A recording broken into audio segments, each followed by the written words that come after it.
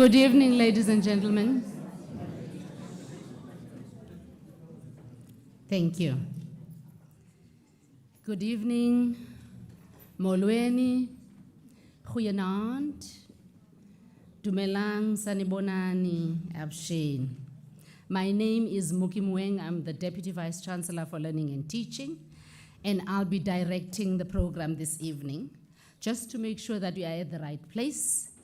This is the Faculty of Science Institutional Public Lecture. It is on systems approaches to fast-track sustainable well-being. Thank you so much for being here. Without further ado, I would like to start the program, and we're going to start with the safety protocol from Martin Lopsha. Over to you, Martin.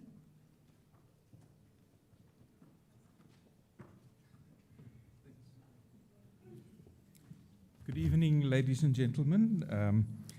So let's just take a moment to familiarize ourselves with the emergency health and safety protocols for this particular venue.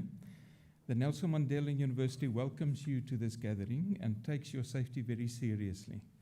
In line with our university values and ethos, we wish to share the following safety protocols to be adhered to. We all know that accidents and emergencies do occur from time to time. We need to be prepared for the possibility. To do so, please familiarize yourself with the emergency exit points. There's 2 at the back and 2 in the front.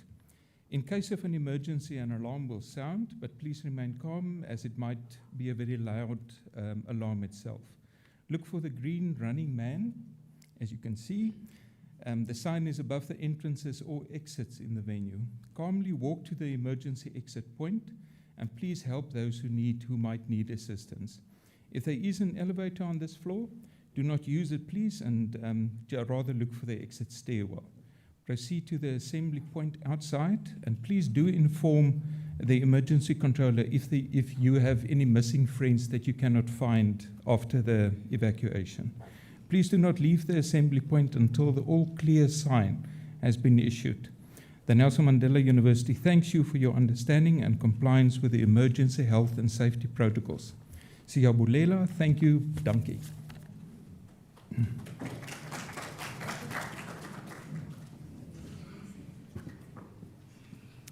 Thank you so much for that, Martin, and I hope that you now feel welcome, not welcome, safe, because that was safe. You're still going to be welcomed. I just want to acknowledge the people who are here. We've got our council members. They are out in numbers. They are here. We are very excited that they are here. I just want to acknowledge them, the academics, the acting dean of the Faculty of Science, Professor Chendu. But I'm not welcoming anyone, I'm just acknowledging, because welcomes are going to be done by different people. Without wasting any time, I would like now to call upon Dr. Kaluke Mawila, who is the George Campus principal, to come and do the welcome remarks of George Campus. Thank you. You can clap hands, no?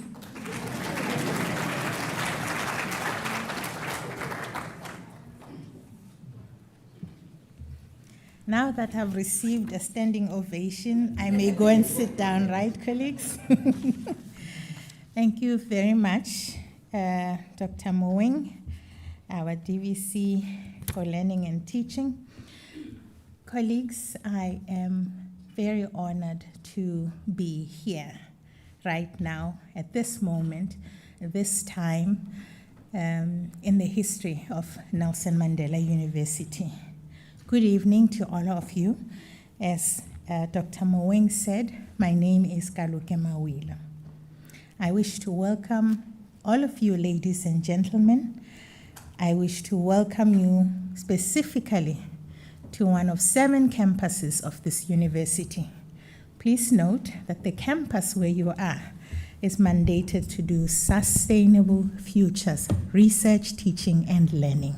So you are definitely at the right place.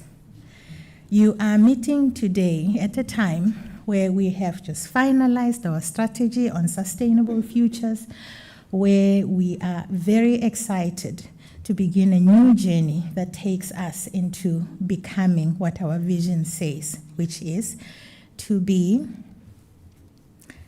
an African center of excellence and thought leader in sustainable futures. We are very excited about that vision because it took quite some time convincing students, convincing our business sector, convincing our stakeholders in various communities, as well as convincing each other that this is the path that we should be taking as a campus. I wish to welcome in particular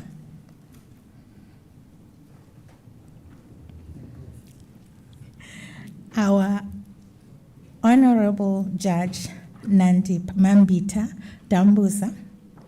I should be putting the word mme because my mother would not be very happy at me just not mentioning the seniority, and this is also about acknowledging the wisdom in the journey that you have traveled. As a chairperson of council to our campus, it is very auspicious that we are doing this lecture with you present.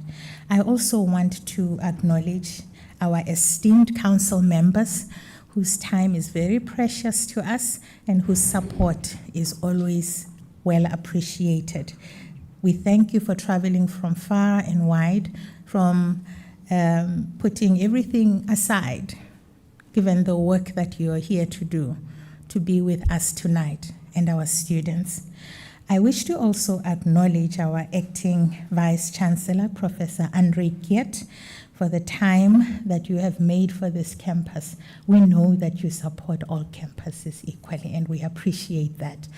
In that, I'm also acknowledging the presence of our management committee, all our DVCs present and absent, as well as our deans, deputy deans present and absent. I want to acknowledge also the presence of our local student organizations present here.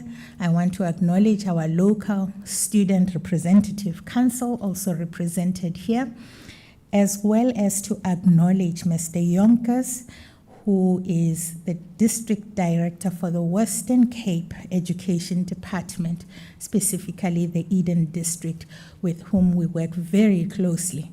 I want to acknowledge the students that are sitting there, the learners from the high schools who will be coming to study here at the George campus. I would like you to raise your hands very, very high. We love that you have joined us. And we love that you've joined us during school holiday. I want to also acknowledge the Nelson Mandela University staff, students, both past and academic, those of our employees who are watching us from various campuses of the university. We appreciate your taking the time for this lecture. Last but not least, allow me to welcome someone that I've worked with in my previous work life before I arrived at this university, who was also my boss, Professor Albert van Jaarsveld. And so it is a special moment for me personally and professionally that he is here doing this, because we have traversed the journey of knowledge fields development in the space of the National Research Foundation, which I appreciate. We look forward, Prof, to your insights, and we know that your presentation, as well as those of our colleagues, Dr. Rhoda Malchas and our dear student, that what you are going to share with us aligns very well with the vision of this campus and the strategy. I want to thank specifically also Nelly Siwe for raising your hand. This is how you begin your journey as a professional and a young scientist. I would like us to clap hands for him.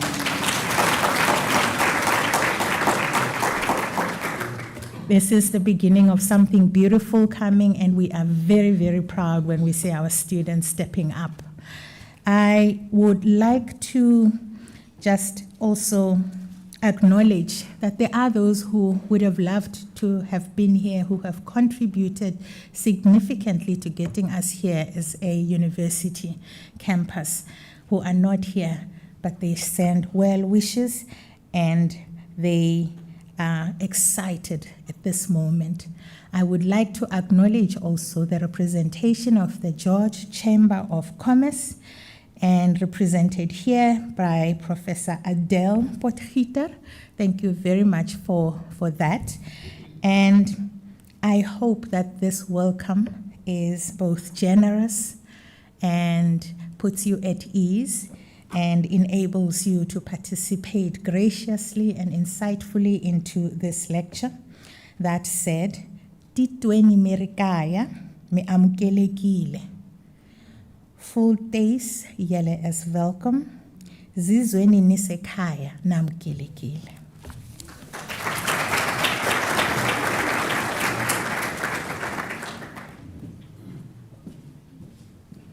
Thank you so much for that generous welcome. It was indeed generous, as you indicated, Dr. Mawila.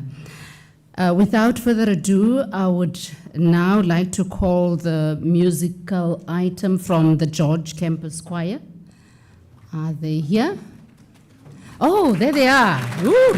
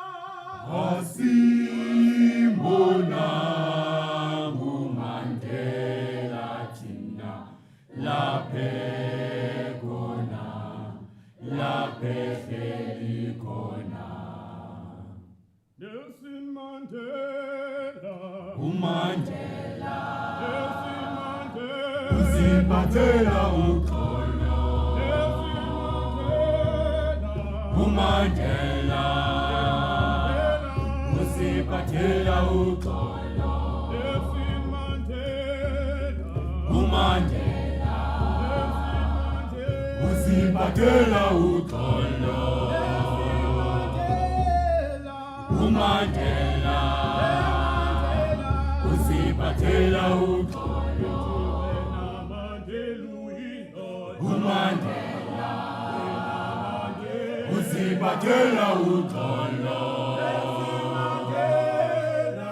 uMandela uziphathela uxolo uMandela uziphathela uxolo uMandela uziphathela uxolo uMandela uziphathela uxolo uMandela uziphathela uxolo uMandela uziphathela uxolo uMandela uziphathela uxolo.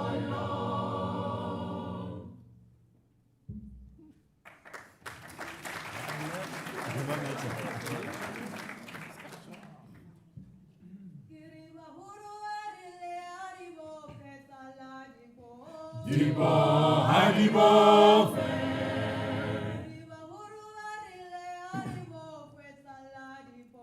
Dibo hadibo fe.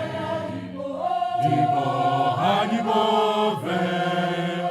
Dibo hadibo fe. Dibo hadibo fe. Dibo hadibo fe. Di bam bam di ba di bo fe. Di bam bam di ba di bo fe. Di ba di bo fe. Di ba di bo fe. Di ba di bo fe. Di ba di bo fe.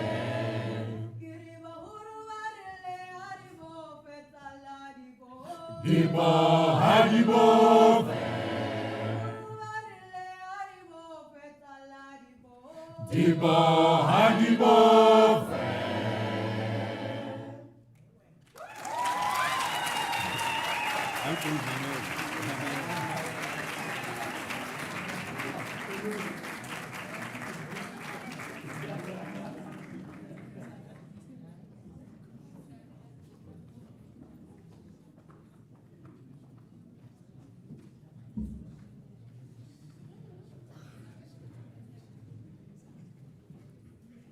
Wow, thank you so much. Please give them another round of applause.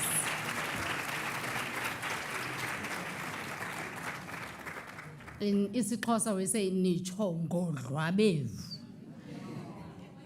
Ewe. Thank you. What is a university if there's no contestation of ideas? Just reminding you that we are in a public lecture so that you can think about what we are about to get. We are streaming live, so just for you to know. And we also welcome those who are online, who could not be here physically. This is a beautiful campus, and I hope that as you were driving in, walking in, or being driven in, that you took time to just look at the surroundings. Beautiful campus. Now, ladies and gentlemen, I would like to introduce Judge Nambita Dambuza before she comes to do the word of welcome. No, that's not on. Thank you. So the song was not enough, so we need that. Just a little bit of that. So thank you so much. Judge Nambita Dambuza has been newly elected as our new chairperson of council. Briefly, Judge Nambita Dambuza is a South African judge of the Supreme Court of Appeal. She's a former attorney, and she sat in the Eastern Cape High Court from 2005 until her appointment to the Supreme Court in June 2015. Judge Dambuza has lectured in law at several institutions, including the University of Fort Hare, and she was a visiting professor at Rhodes University in 2016. She's also a former chair of the Council of Walter Sisulu University. Ladies and gentlemen, please join me in welcoming to the podium Judge Nambita Dambuza.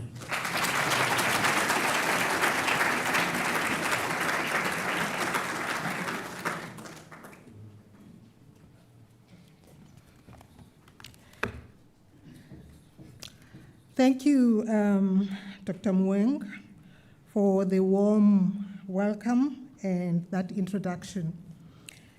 Good evening, esteemed guests, colleagues, friends of the Mandela University community, and most especially the students. This is a very special greeting from me because, as we've heard, I've just started my term as the chairperson of Mandela University Council. My first day as a chair was on the 1st of September, so I'm just about a month old as the chair.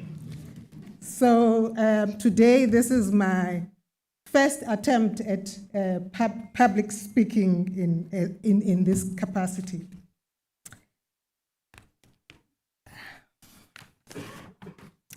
So I'm particularly honored to perform this duty as a chairperson of council at this beautiful campus. I was telling Dr. Mawila as just before we started the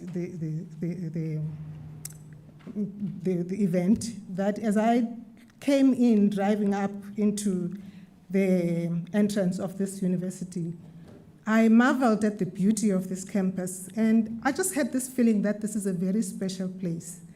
And I was saying to her that I'm sure we're still going to see great things from this campus.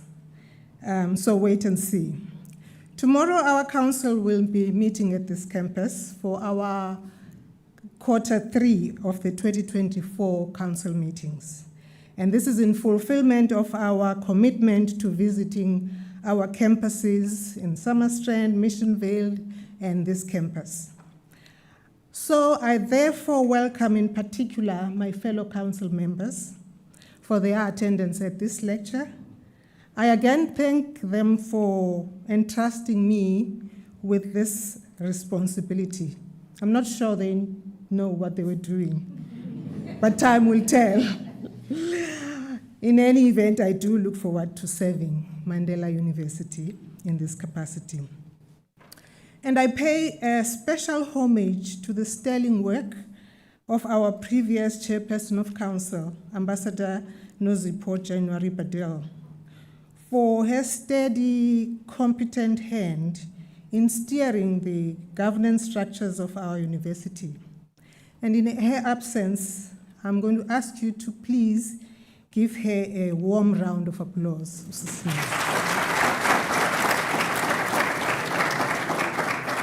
Thank you for that.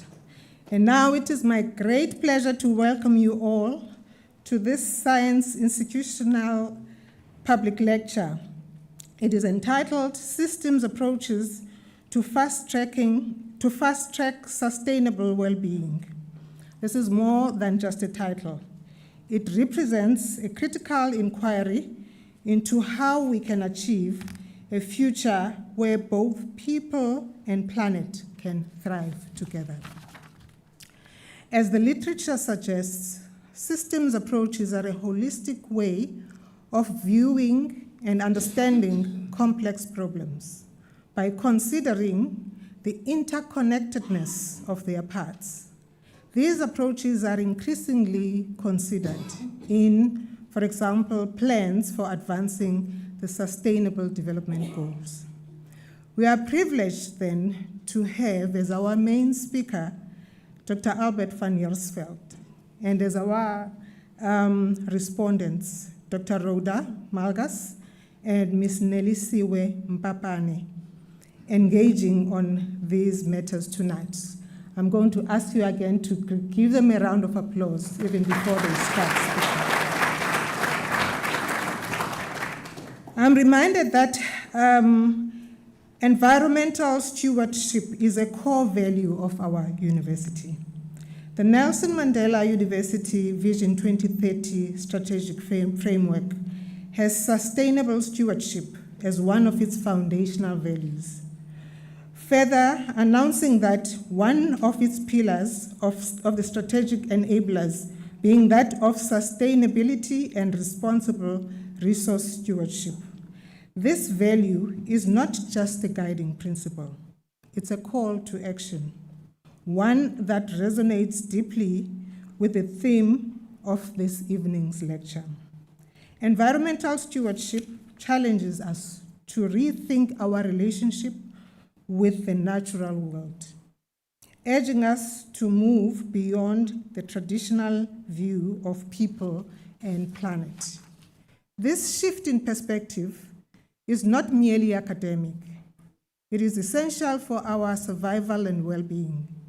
The evolution of nature conservation, as highlighted in tonight's discussion, emphasizes the necessity of coexisting with nature, not just within the protected boundaries of national parks or nature reserves, but in every aspect of our daily lives.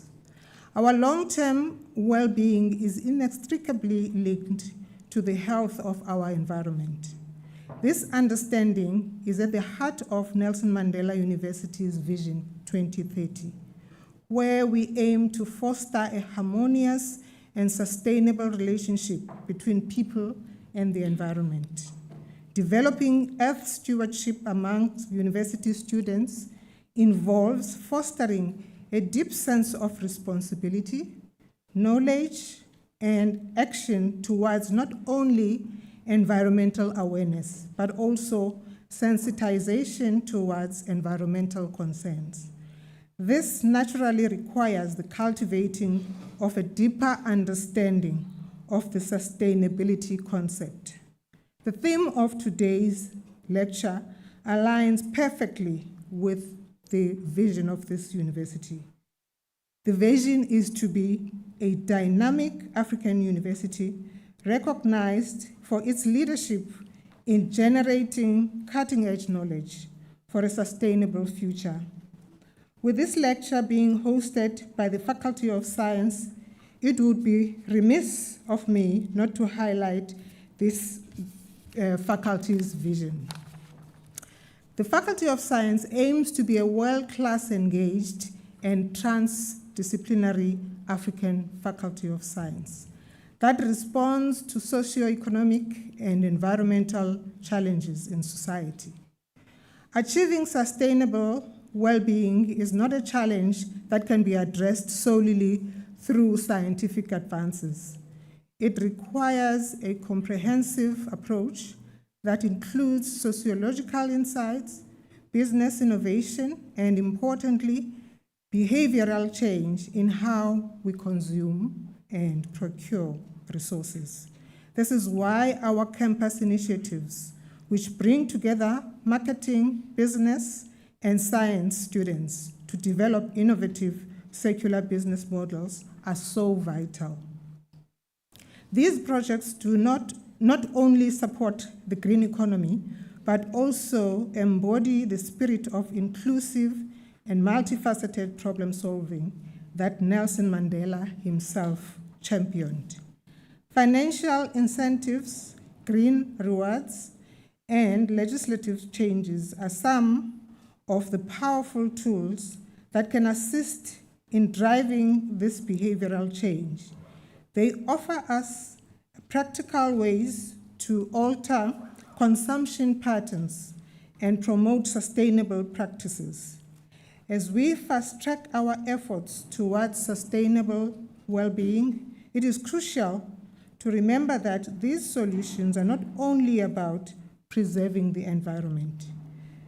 They are about ensuring that our society grows equitably and sustainably. This too is at the core of our Vision 2030. Tonight's lecture by our distinguished speaker, Prof. van Jaarsveld, is an exciting opportunity for all of us to deepen our understanding of these issues. It is a moment to reflect on how we as individuals and as a community can contribute to a future where people and planet prosper by embracing these ideas and new ways of understanding. We take significant step towards realizing the goal of Vision 2030. We are honored to be listening to Professor Van Jaarsveld this evening. He brings with him a wealth of experience as his exceptional and extraordinary career trajectory evidences. Let us remember that environmental stewardship is not just a value, it is a responsibility. It calls on each of us to take action, to innovate, and to collaborate in building a sustainable future. I'm confident that tonight's lecture will inspire us all to do just that. Welcome to all of you, and thank you for availing yourselves to participate. I'm also extending a warm welcome to the university executive members, the executive dean, and staff members of the Faculty of Science, and the George campus management, students, and staff. Thank you for being here tonight and for your continued dedication to the visions and the values of Nelson Mandela University. Let us leave here inspired to make a difference, not only in our lives, but in the lives of others and in the world that we share. May we have fruitful deliberations and then go on to change the world. Thank you for listening to me.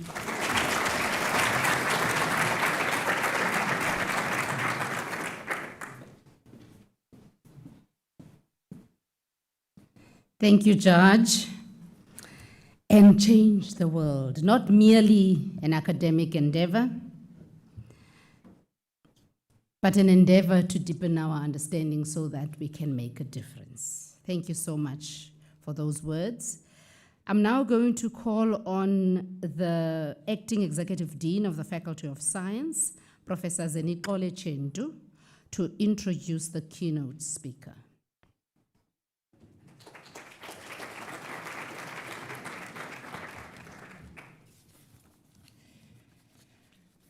Thank you, Dr. Mweng, for this opportunity, and Chair of Council, Judge Dambuza, and other council members present, Acting VC, Prof. Kit, Deputy Vice Chancellors and Acting DVCs, as well as other MENCO members present, Executive Deans, including our own Executive Dean, Professor Moronga, who's online,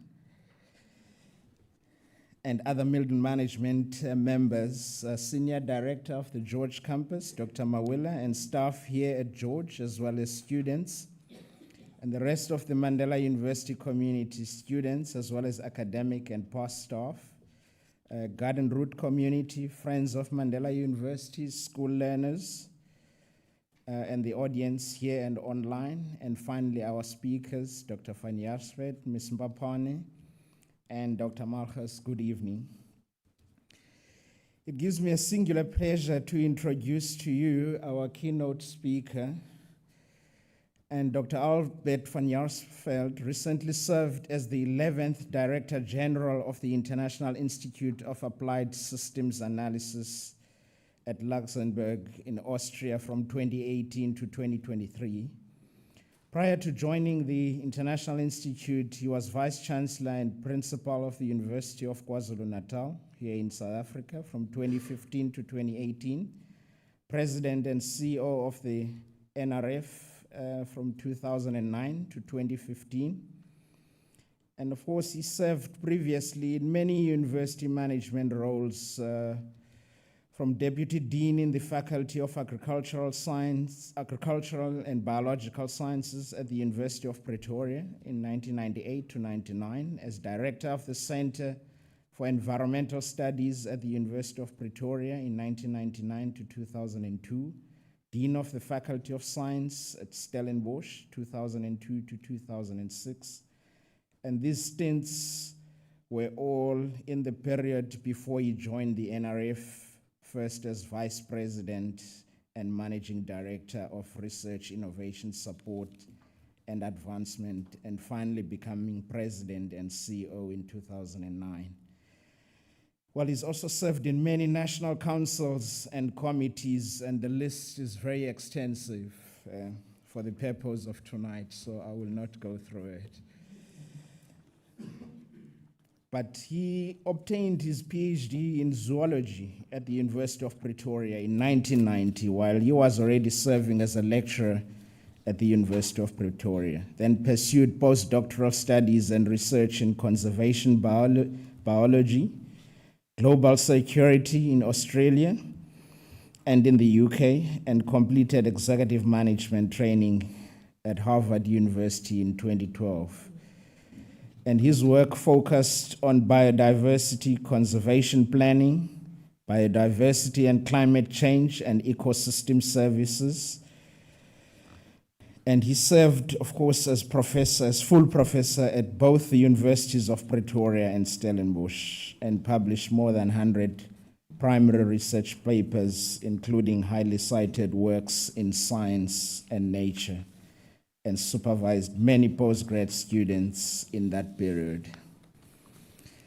But he also served as co-chair of the Millennium Ecosystems Assessment Project and involved in sub-global assessments, member of International Council for Science Nominations Committee, Intergovernmental Platform on Biodiversity and Ecosystem Services Focal Point, chaired the G8 Science Ministers Group of senior officials on global research infrastructure, chair of International Group of Funding Agencies that fund global change research, co-chair of Belmont Forum, member of International Council for Science Review Panel, Future Earth External Review Panel, member of the French National Research Agency, and the list goes on and on. Do you see?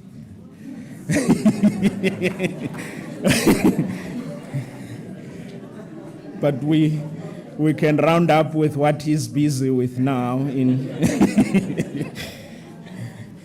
Well, very recently he's elected as Foundation Fellow of International Science Council, and currently serves in the International Science Council Commission on Missions of Sustainability, and is co-chair in its technical advisory group, and is a member of the International Science Council Nominations Committee. The list goes on and on again. Maybe on a lighter note, Dr. Van Jaarsveld is married to Nina O'Reilly and has one daughter and a son. So please join me, colleagues, in inviting Dr. Van Jaarsveld to deliver the lecture.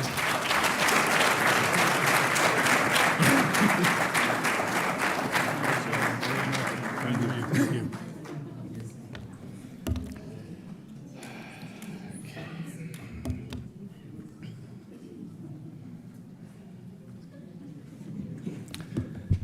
All right, thank you very much, everybody, for that very warm welcome and rather intimidating, but thank you very much. Okay, let me just first of all say, acknowledge the presence of our Chair of Council, Judge Dambuza. Thank you, Judge. Nice to see you here, and of course all the other members of Council that have joined as well, some of them that I know, and some of them I'm sure will become known to all of you over time. I want to acknowledge the presence of Professor Keat on behalf of the university, but then also all the executive members of the university that are present here tonight. I want to also acknowledge the hosts of our meeting today, the George Campus and the executive for hosting us, all our colleagues in the panel, distinguished guests, visitors, family and friends in the audience that I've noticed this evening. So thank you very much, all of you, for this very warm welcome, and in particular for the students. It's not always the the norm when you go to institutions, that you can get the opportunity to speak to students. And I really appreciate the fact that you've come out, and the scholars during the school holidays as well. So thank you all for being here. And thank you for this wonderful invitation to come and talk to you today a little bit about what I know about or have learned about sustainability. I'm sure you can teach me many other things as well. But I will be leaning on what my experiences at the International Institute for Applied Systems Analysis and my engagement over that same period with the International Science Council over their sustainability agenda and what they're trying to do to share with you and hopefully inspire some response from the institution to really get involved in this important work that needs to be done. So, sorry, I'll get it right eventually. Just as I go through my slides, I don't expect you to remember all the details, all right? This is just a slide illustrating the kind of problems that the Chair of Council referred to. When you're trying to make policy decisions in a sustainability context, you are faced with extraordinary complexity, normally. And this complexity is a hurdle, and it's something that I think we need to find a way to overcome. And much of the work that we're involved with at IASA as well, we're involved with IASA and the International Science Council is trying to overcome this fundamental problem that we have. So when you actually want to tackle these issues, sorry, I have to read the slides a little bit, so I'm going to just stand to the side if that's okay for everybody. You are faced with these particular problems, or deep uncertainty is a key component of the complexity, data scarcity, incompleteness, and ambiguity, requirements for policy feasibility. In other words, it needs to be practical and it needs to be implementable, and urgency is a very key component of the challenges we face in the sustainability landscape at the same time.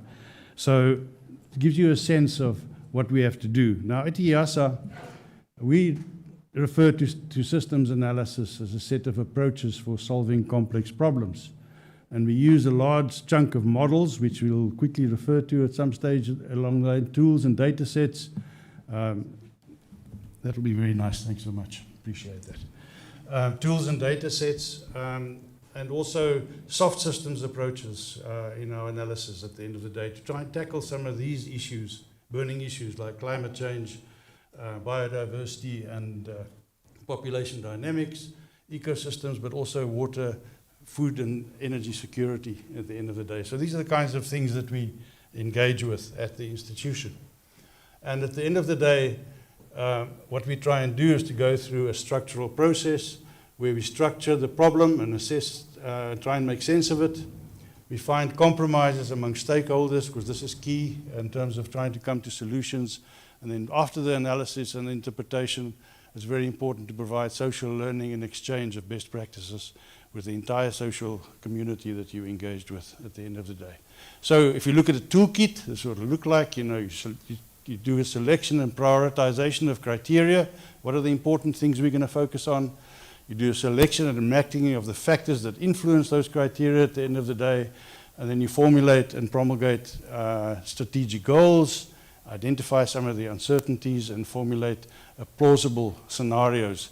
In other words, what are likely futures that you can envisage in that particular system, and then you go about selection of a robust policies according to your selection of criteria that you feel most comfortable with.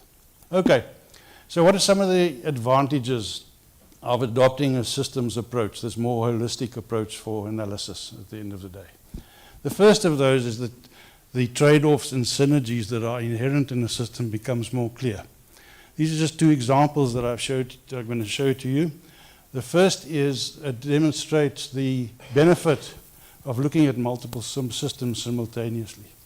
If we analyze the energy security problem, or the air pollution problem, or the climate change problem independently, each of them with a solution would cost us a certain amount of the global GDP to resolve. If we look at them collectively and we exploit the trade-offs and synergies, we can come to a solution that saves us about 40% of the implementation cost at the end of the day as a consequence of that. So by looking at things across boundaries of disciplines, across boundaries of sectors, we can come up with much more efficient solutions at the end of the day. This just demonstrates something that's very topical at the moment. It comes from the Nature Map Consortium. that if you do conserve 30% of land for conservation across the globe, you can save 70% of all the species, but at the same time you can also conserve more than 62% of the world's above and below ground vulnerable carbon, and also 68% of all the sources of clean water at the end of the day. So multiple benefits can flow from looking at these synergies across systems at the end of the day. And that's one of the reasons why we prefer to work in that way. The second issue is systemic risk and uncertainty. Part of the work at EASA has been focusing together with our global partners on trying to identify the displacement risk of populations due to catastrophes or wars or conflict or whatever the case may be. And a map like this is very useful for building your infrastructure and your response mechanisms that you're going to put in place at the end of the day. And so that's the kind of thing that they try to look at. They also looked at food security issues. What would happen if we have a simultaneous collapse of, say, 2 major crops around the world, wheat and rice at the same time? What would the consequences of that be, not only for trade, but for food security for people around the world, and where would it be felt most? More recently, a very applicable model that was built at EASA for Austria as a country. It's an agent-based model with 10 million agents in the model, which includes every household, every business, every government department, every financial institution that's affected by this, to look at the issue of and the risks associated and the responses associated with flood mitigation. They've just had floods a week ago or so. Those of you who have been watching the news will know, and this model is actually being used in that context very, very effectively. Sorry, my mistake. We've also tried to look at risk management in a broader context, in a financial context. Mexico was the first country that tasked EASA to help them out with this because they were facing a series of natural disasters that they had to respond to from out of their fiscus at the nation-state level. They couldn't afford to do that. So what we did is we convinced them and we modeled it for them. It would be in their interest to take the money or the risk out of their fiscus and stick it into the international financial markets and invest in that as a way of doing it. So they've been able to respond to national disasters in their country by tapping into the insurance mechanisms that they put into the international markets rather than dealing with it out of their budget at the end of the day. So risk is a big benefit. Now, when we analyze these systems, we're always interested in the drivers. And of course, the major driver for us in the sustainability conversations is population at the end of the day. EASA has had probably the biggest and best, I think, population program outside of the United Nations for many, many years. They've set the benchmark in terms of key findings. You can see on the left-hand side here that they published over many, many years as they developed these models that allow them to look at projections, and they were the first to say that we're not going to double our population. We are not going to, they modeled the end of world population growth, and they were pretty accurate as far as that's concerned, etc., etc. They at the forefront of looking at the consequences of aging populations and declining populations, because the two tend to go together, and what that means for an economy. And this is an analysis on the right-hand side that they did for China, which is really interesting. And what they demonstrated is that its population consequences are not just the result of population size and the age structure of that population. What is key is the education levels of people within that population. And if a country invests heavily in education, it is possible for them to focus not on the number of workers that drive the economy, but on the quality of those workers that drive the economy. And that means they can mitigate the consequences of the population decline by increasing the quality of their workforce and the quality of their population. So there are ways of dealing with these problems and that are really exciting if we move forward. Another application that comes out of a systems analysis approach is it really allows you to develop scenarios and say, how are we going to deal with scenarios and how can they help us to understand sustainability challenges? This is a project called The World in 2050. What was done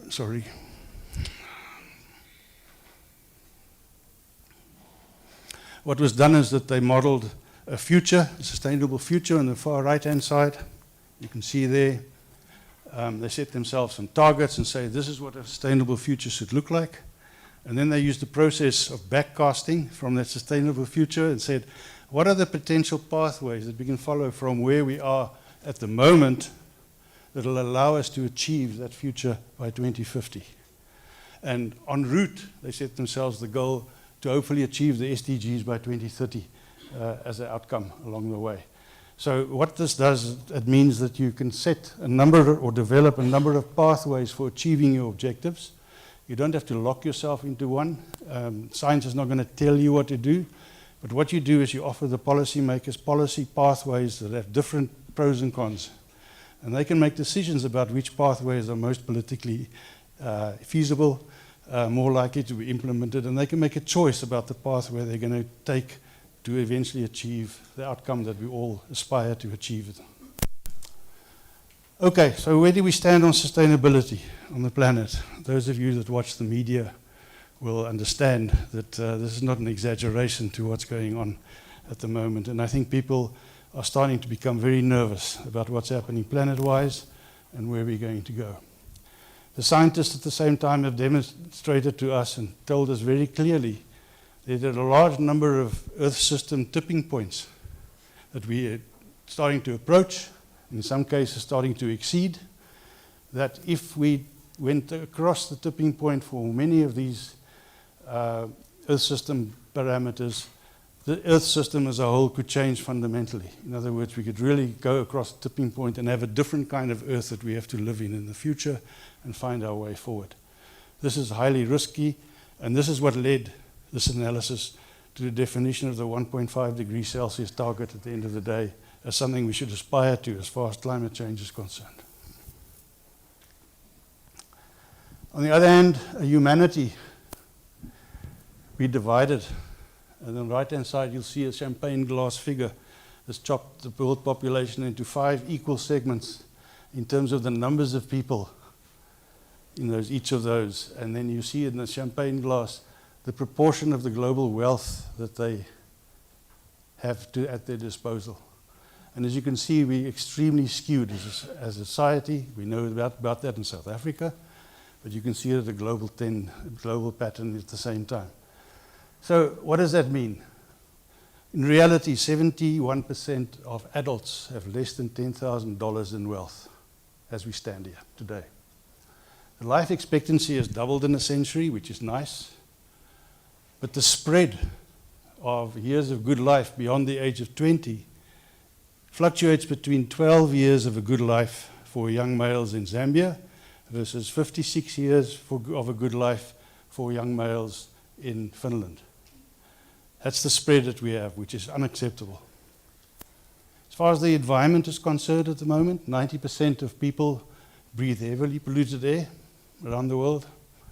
1 in 9 people use unsafe water, and 2.3 billion people have no access to a toilet. Happiness and resources. Not many people know that more people die by suicide than any conflicts or wars around the world in every given year. Go and count them. It's frightening. The last figures I saw was close to 1 million a year. All right. Happiness inequality is on the rise.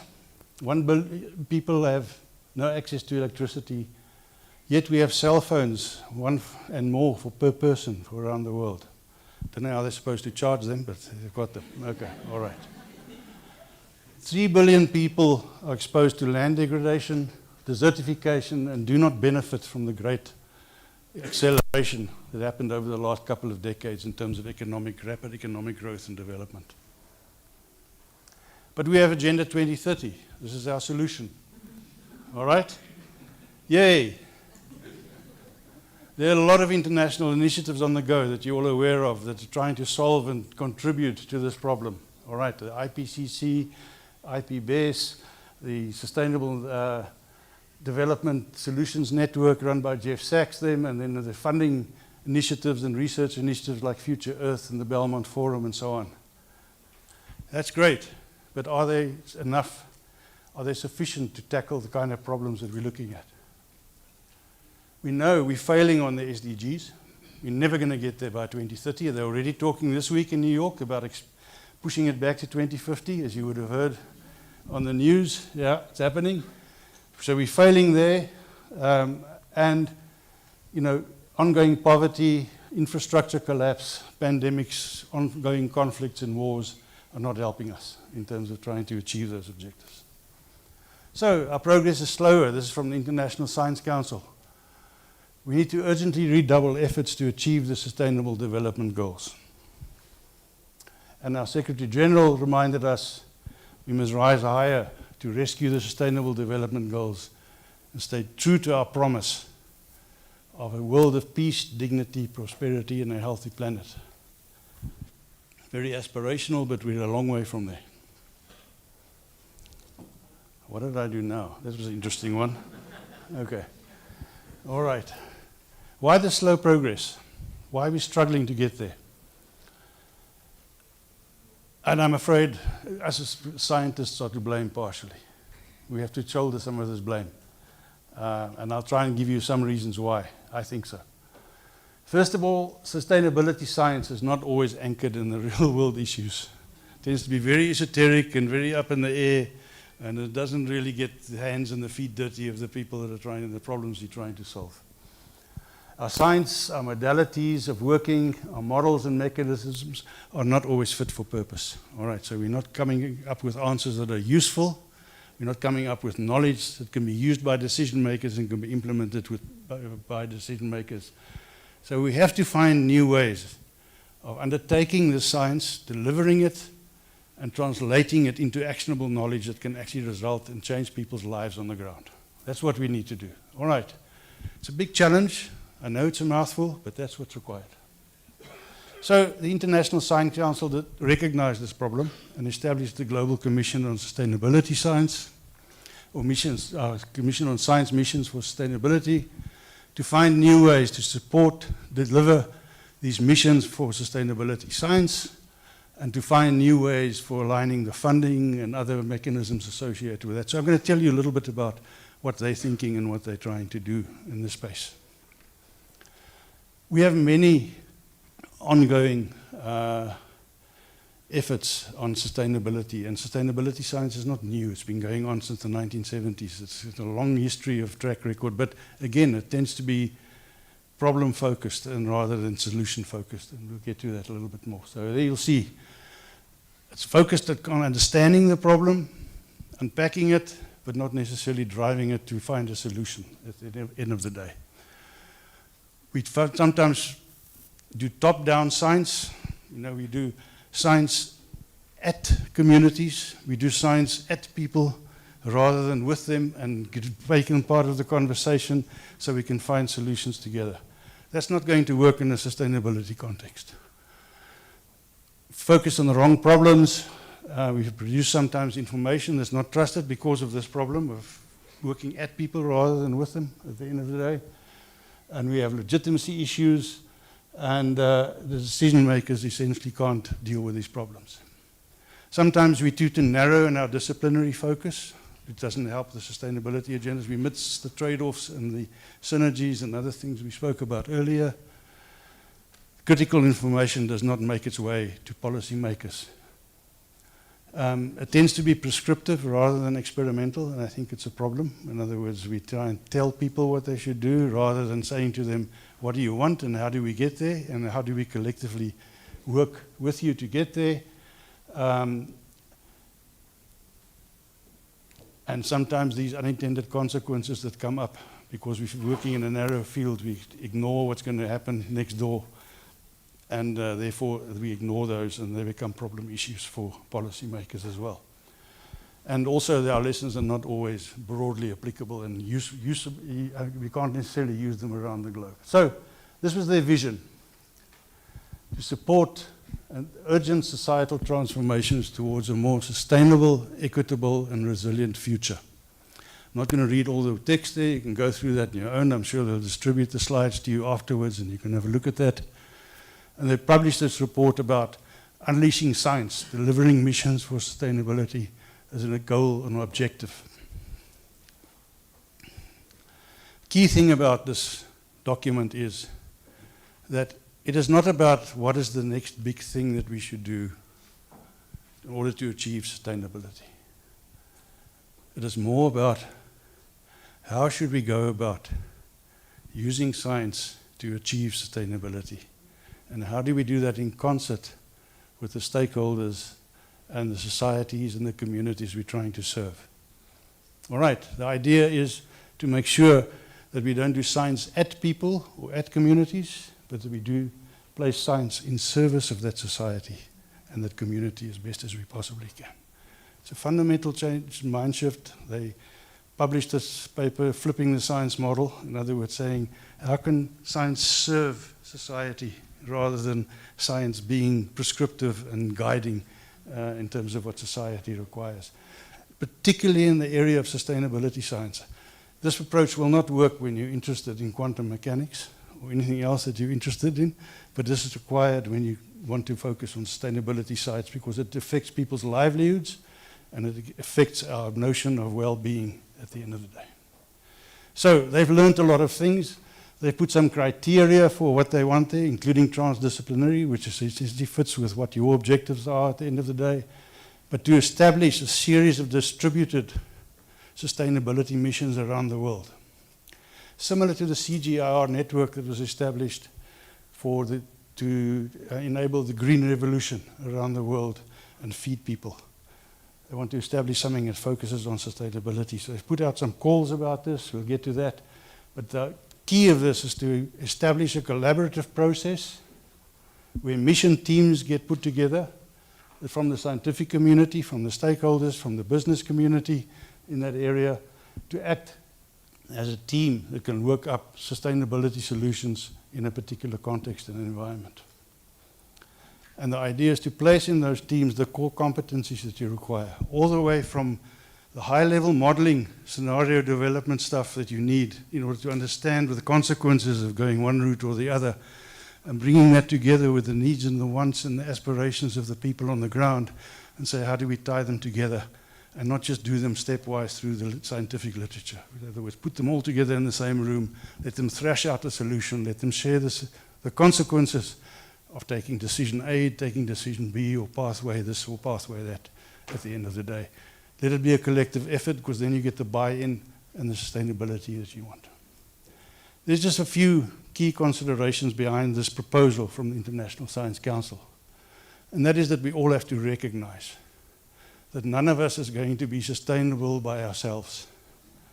If I think I'm sustainable and my neighbor's not, then you're not. I can guarantee you.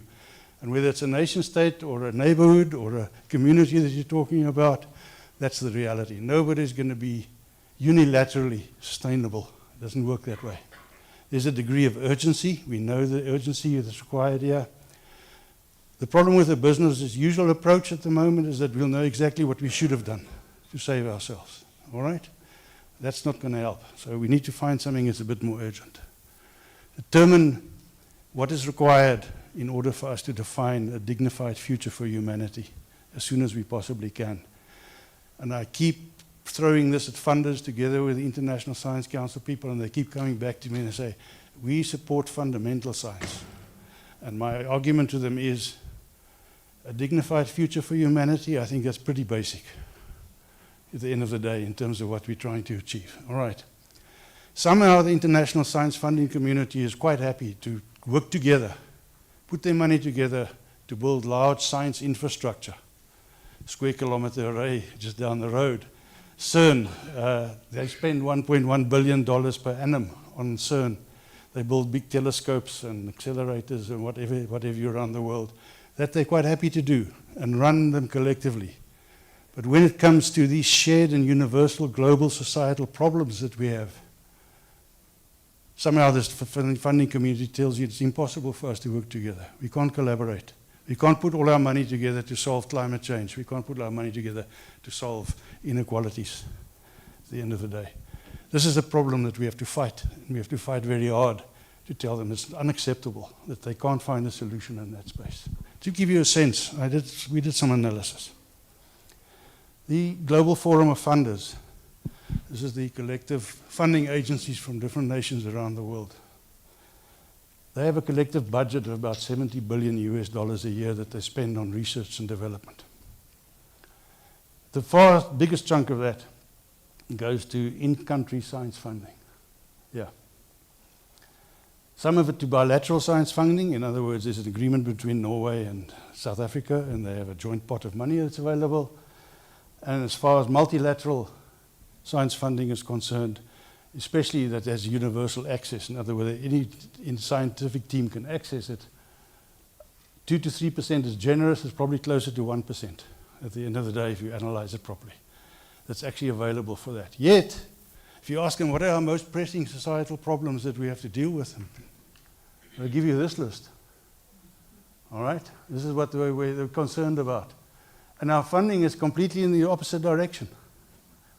The funding doesn't speak to the priorities. And this is the big fight that we have to fight with funding agencies moving forward to get this resolved. Now, the International Science Council is taking on this battle on our behalf, and I take my hat off for them. I think it's good that we get there. We've got to move forward.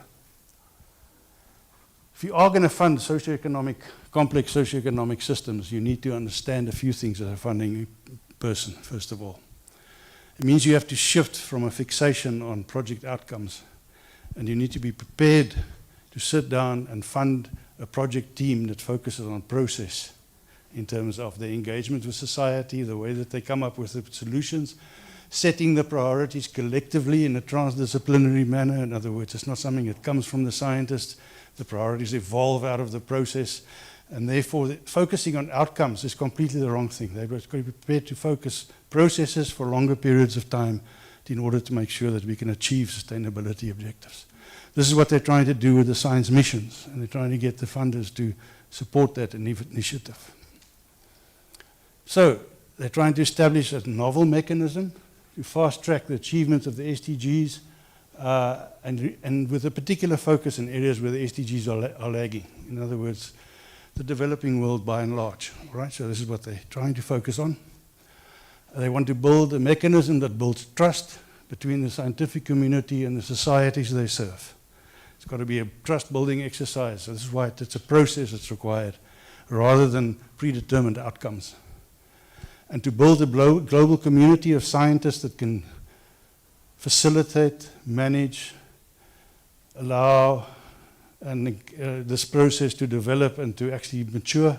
At the end of the day, we don't have many people that have these kinds of experiences, all the way from modeling scenarios to participatory processes and engaging with communities.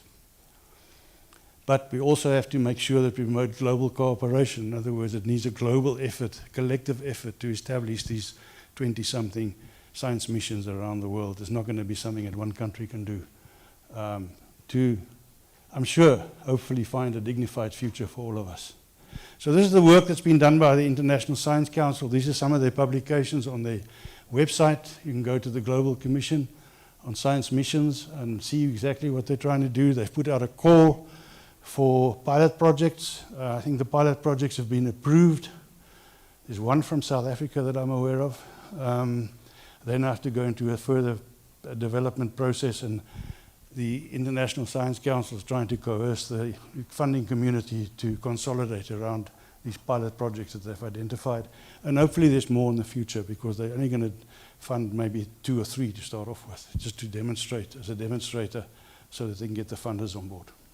Okay, so I want to talk a little bit about well-being right at the end, because well-being has been one of those very difficult concepts to actually bring into large quantitative analysis and understanding as to what exactly is the consequence and how do we deal with well-being while we understand the broad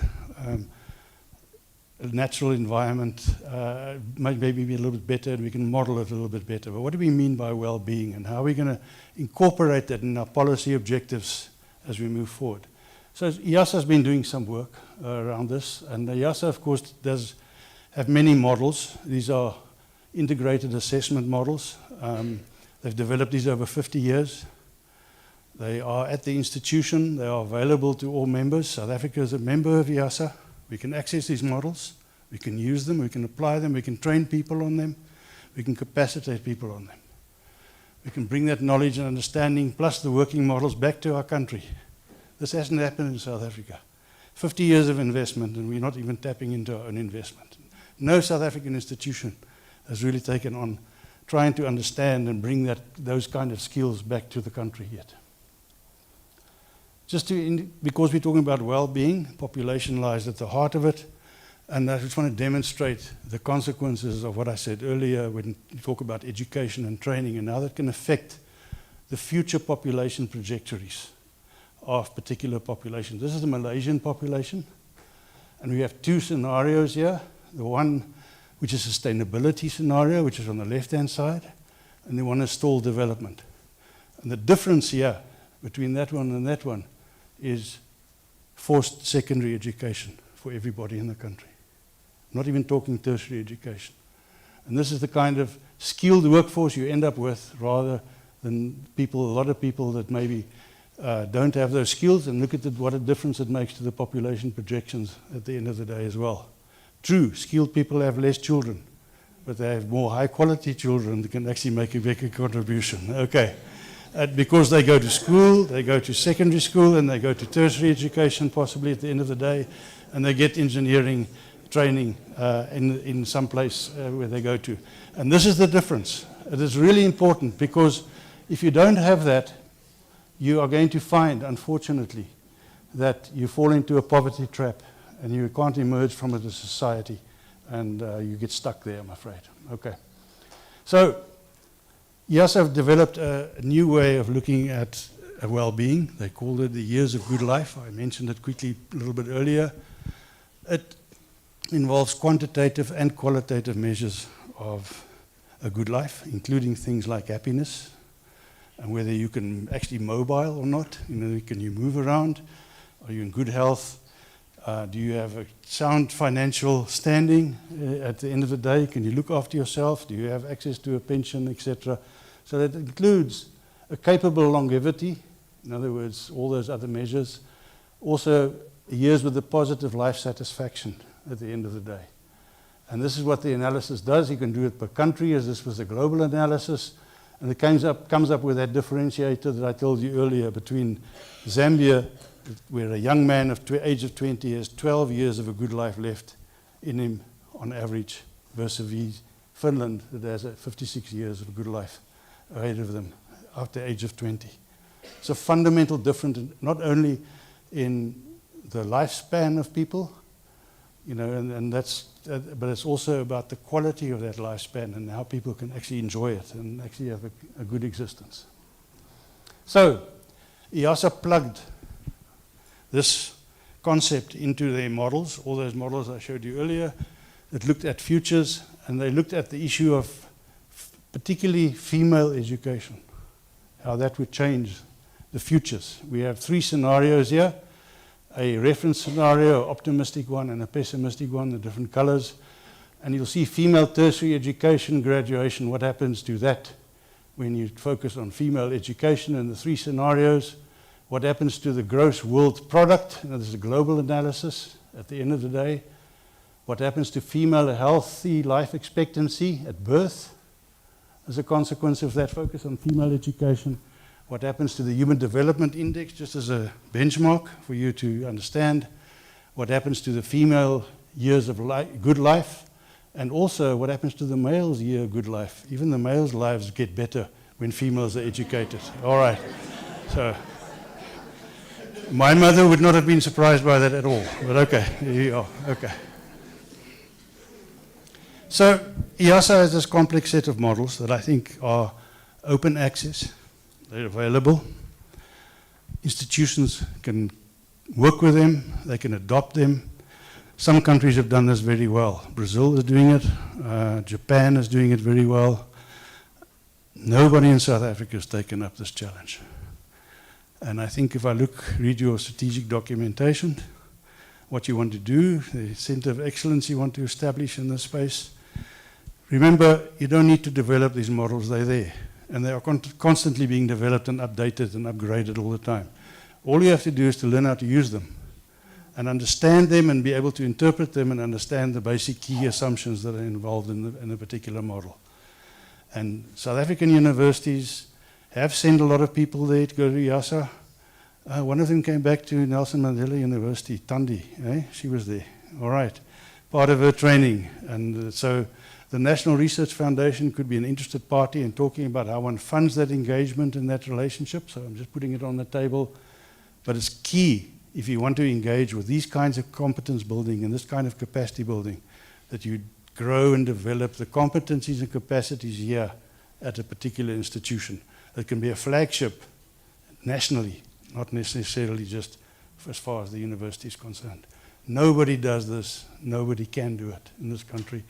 And I'm afraid the people in Russia or the people in England or the people in Brazil are not going to do our analysis for us.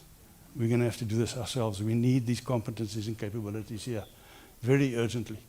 Much of the more recent work goes beyond the kind of global systems models and is drifting into the areas and incorporating issues of agent-based modeling, as I indicated, machine learning, learning, not earning, and AI, and so on. So the technologies are evolving all the time and are keeping trend with some of the most recent initiatives. And thank you so much for your time, and I'm happy to chat.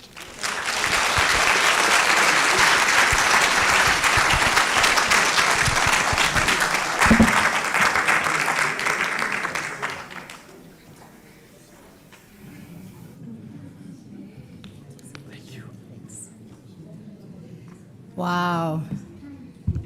Is this one now on? Okay.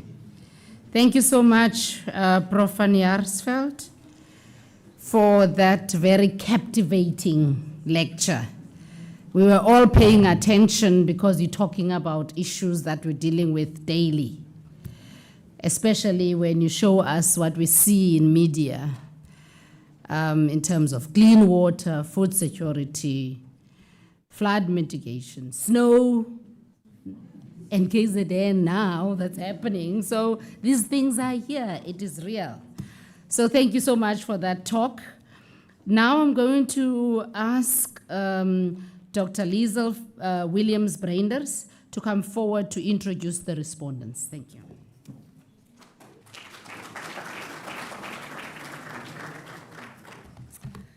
Esteemed guests, good evening. I'm Liesel Williams-Breinders. So I hold the public engagement and partnerships portfolio for the Faculty of Science, but I'm also wearing another hat tonight, and that of a geographer. I'm a lecturer in the Geosciences department. So as a social geographer, I really enjoyed the lecture this evening. So thank you to Prof. Van Jaarsveld for the enlightening lecture on systems approaches to fast-track sustainable well-being. As a social geographer, I appreciate how you emphasize the interconnectedness of social, environmental, and economic factors in achieving sustainability. I don't know if we're going to achieve sustainability, as you alluded to. So, yes, thank you for your valuable insights. And I think that, there's a lot of exploration to be done, and also there's a lot of potential for us to tap into. And we're sitting with a plethora of students amongst us, and I think the challenge is on. You've got quite a lot to learn, and the systems are available. We need to. It's a call to action for us. Okay. So as we transition now to the discussion segment of our event, it's my pleasure to introduce our revered respondents. They'll be engaging with our speakers' insights. So firstly, tonight we've got Ms. Nelsiwe Mpapane. Ms. Mpapane is currently pursuing a doctorate at Nelson Mandela University. She explores innovative approaches that promote inclusivity in conservation management, relational values, and transformative change within conservation science. So parallel with academic work, she also serves as a social ecological scientist with South African National Parks, and she leverages over 7 years of experience in social ecological systems research, natural resource management, and conservation leadership. So she's quite deeply committed to ensuring that conservation practices are authentically shaped by and responsive to the unique social, cultural, and economic dynamics of South Africa. So this commitment guides her work with her overarching research goal being to balance long-term biodiversity conservation with respect for human rights, values, and good governance. So throughout her career, Nelsiwe has played a pivotal role in various research and community projects. And this student amongst us has quite an impressive list of accolades here. As a social ecological scientist with the Garden Route National Park, she pioneered research on nature's contribution to people using both qualitative and quantitative methods, and she did this to develop strategies for tourism and resource management. Her work in Tsitsikamma focuses on cultural heritage of local communities. It's informed inclusive policy practices that respect diverse cultural perspectives. It addresses historical injustices, and it integrates generational knowledge and partnerships. As a youth director of the Garden Route Biosphere Reserve, she's also led initiatives to strengthen networks and partnerships with local community organizations, championing youth involvement in conservation and sustainability projects. And Neliswa's leadership has been instrumental in the growth and impact of organization within these communities, particularly in advocating for sustainability and a social, ecological approach to conservation in this region. Ms. Mpapane's dedication to advancing conservation discourse is evident in her participation in key initiatives, and this spans, she's got a multi-scale approach to this. So locally, she's got an active contribution to the Garden Route interface and networking called GRIN talks. She leads transdisciplinary work in the region on that stage, and then on the continental stage, she advocated for equity and emphasized conservation practices deeply rooted in Africa's social and cultural dynamics at the African Protected Area Congress in Rwanda. And then internationally, Neliswa was engaged with global researchers at the PEX 3 conference in Canada, where she presented on leverage points that contribute to building equitable resilience in conservation systems as part of the Southern Africa Resilience Academy initiative. And her work continues to evolve. It continues to be guided or guides key conservation issues both within the continent and globally. So, Ms. Mpapane, your experience in conservation science will undoubtedly enhance our understanding of this topic this evening. And we thank you for taking up and raising your hand and taking up this opportunity to be and share your insights with us tonight.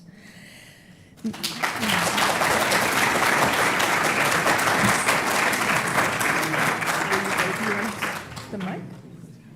You can, all right. Okay. Thank you so much.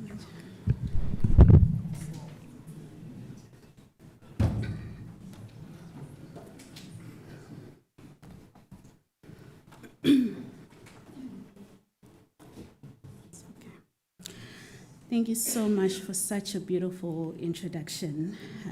Good morning to our acting Vice Chancellor. Actually, evening, that's how nervous I am. It's not every day that you stand in front of such a big crowd.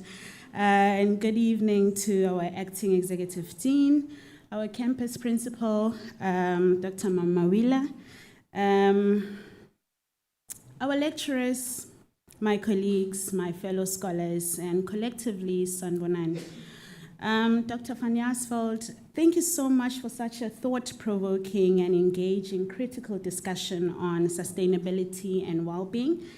And now, as I was reflecting on this theme, approaches to sustainable well-being, I think a lot about what we have been through, are going through in the past decade. And if we are honest with ourselves, truly honest, I think we are past the stage of imagining and hoping, and we are living in a new environmental and societal reality, and one that requires us to act. Each one of us here is in this space either as an educator, as a leader, as a scholar, parents, and sometimes some of us are holding multiple roles at the same time.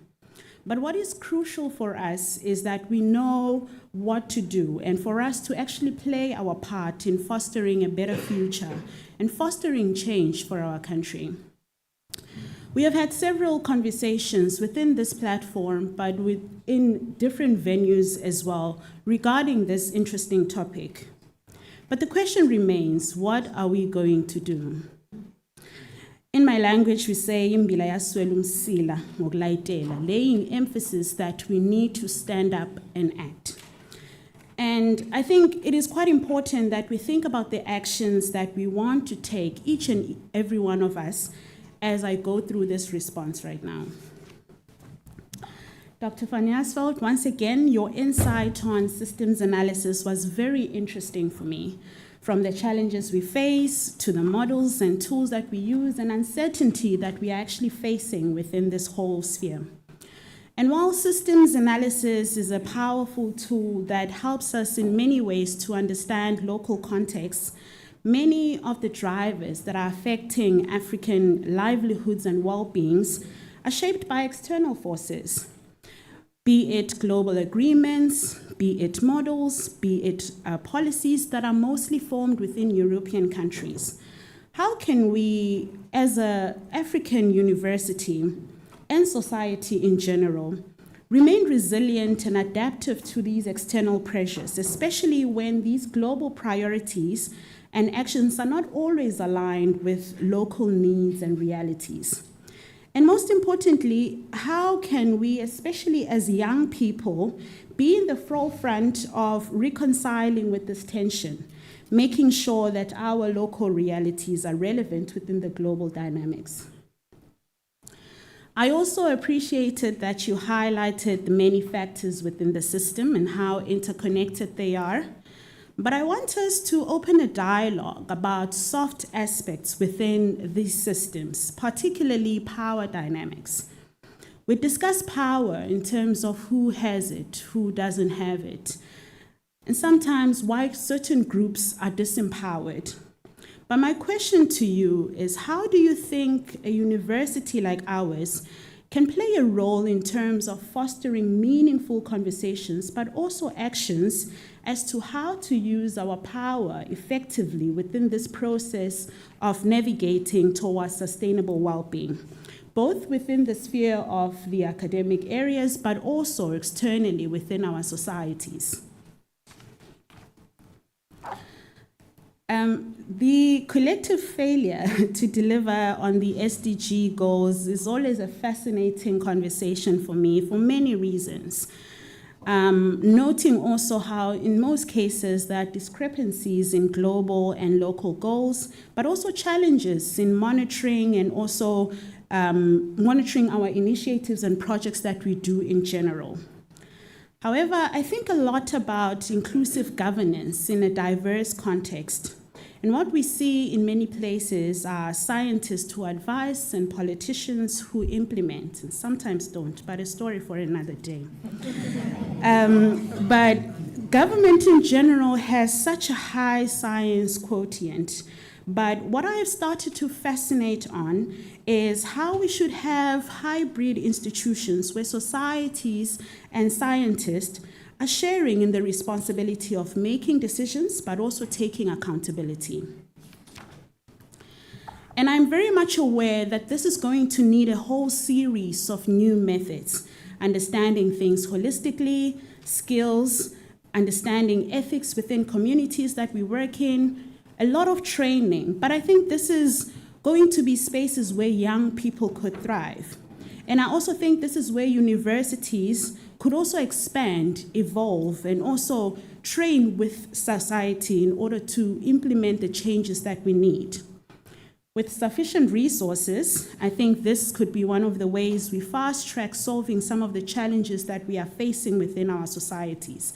And not only just, like you said, fully depending on science, because this in itself is not sustainable. In terms of the sustainability missions, you have already explained very well in terms of how dominant science systems are working and how this may continue to perpetuate poor results to transformative change resulting from the limitations, but also you have pointed very well as to how we need to go forward. Apart from the important funding that you mentioned that can continue to drive and amplify this mission, what is capturing me as a young person in science is the urgency and need for the science culture to change. When we are discussing sustainability missions and going forward what we want to implement, I think it's going to be crucial for each and every one of us individually, but also as an institution, to look at how we approach problem solving. Our framings of issues significantly influences the situations and solutions that we seek in general. Yet, our framings are often shaped by inherent biases, limited by the languages we are taught and teaching in, limited by the knowledge systems that are within science, and even sometimes the voices that are within our studies. As a university, once again, how can we critically reflect on this? And how can we adjust to our training approaches and to ensure that we are not only identifying what we need within these societies, but also addressing these complex challenges in all corners of our society?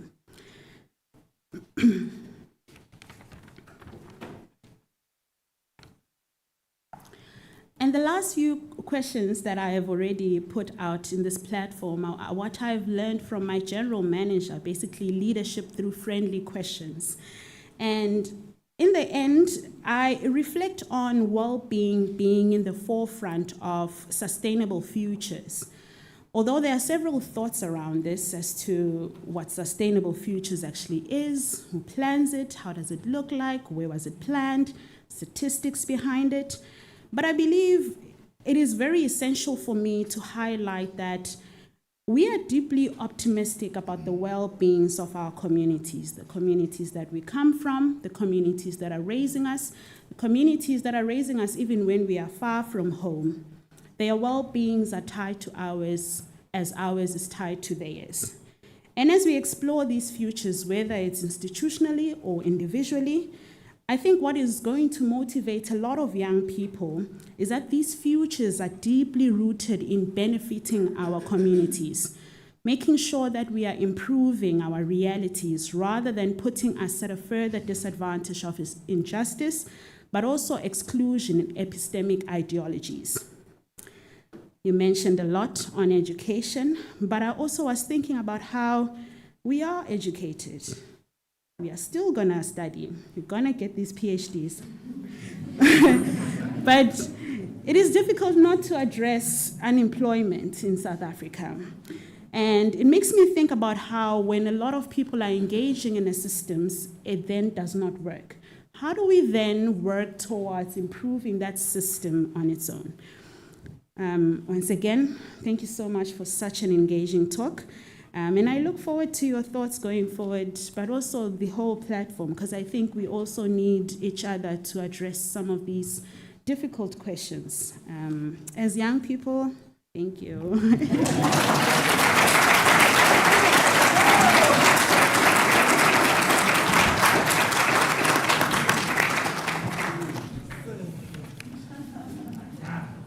Thank you so much. Thank you very much. Next, we will welcome Dr. Rhoda Malgas. Dr. Rhoda Malgas is a scholar at Nelson Mandela University's Natural Resource Science and Management Cluster here at the George campus. And with a focus on sustainable natural resource use and biodiversity conservation, her work bridges the gap between ecological science and community-based natural resource management. With a PhD in conservation ecology from Stellenbosch University and degrees in botany, environmental science and archaeology from University of Cape Town, it's primed Dr. Malgas for a career in transdisciplinary scholarship. Taking a social ecological systems lens has been informed by her own heritage in fynbos landscapes within her research. Dr. Malgas has a deep commitment to understanding the intricate relationships between people and their environments, particularly in the context of South Africa's rich yet very vulnerable ecosystem. Her research explores the sustainable use of wild harvested species, the endurance of socio-ecological systems, and the role of indigenous knowledge in conservation practices. Dr. Malgas has supervised and been involved in several interdisciplinary projects that aim to not only generate traditional ecological knowledge with modern conservation strategies, but it also fosters collaboration between academic institutions, local communities, and graduate students. She's also a very passionate educator dedicated to mentoring the next generation of environmental scientists, especially those who are first-generation graduates. She's published in peer-reviewed journals and contributes to local and international conferences where she shares her insights and ideas about sustainability science as an African scholar. Through her research, teaching, supervision, and outreach, Dr. Malgas continues to make contributions to the fields of natural resource management and conservation, and with a particular emphasis on sustainability and community engagement in Southern Africa. Dr. Malgas is the founder of a student-centered NGO called the Small Things Fund, and serves on several advisory boards focused on conservation and social change. She also serves as an associate editor for the African Journal of Biodiversity Conservation. So we look forward to hearing your thoughts, Dr. Malgas, on how these systems approaches can be integrated into sustainable well-being. We'd like to thank you, Dr. Malgas and Ms. Mpapane, for being here tonight, and we look forward to engaging dialogue. So it's over to you. Thank you so much.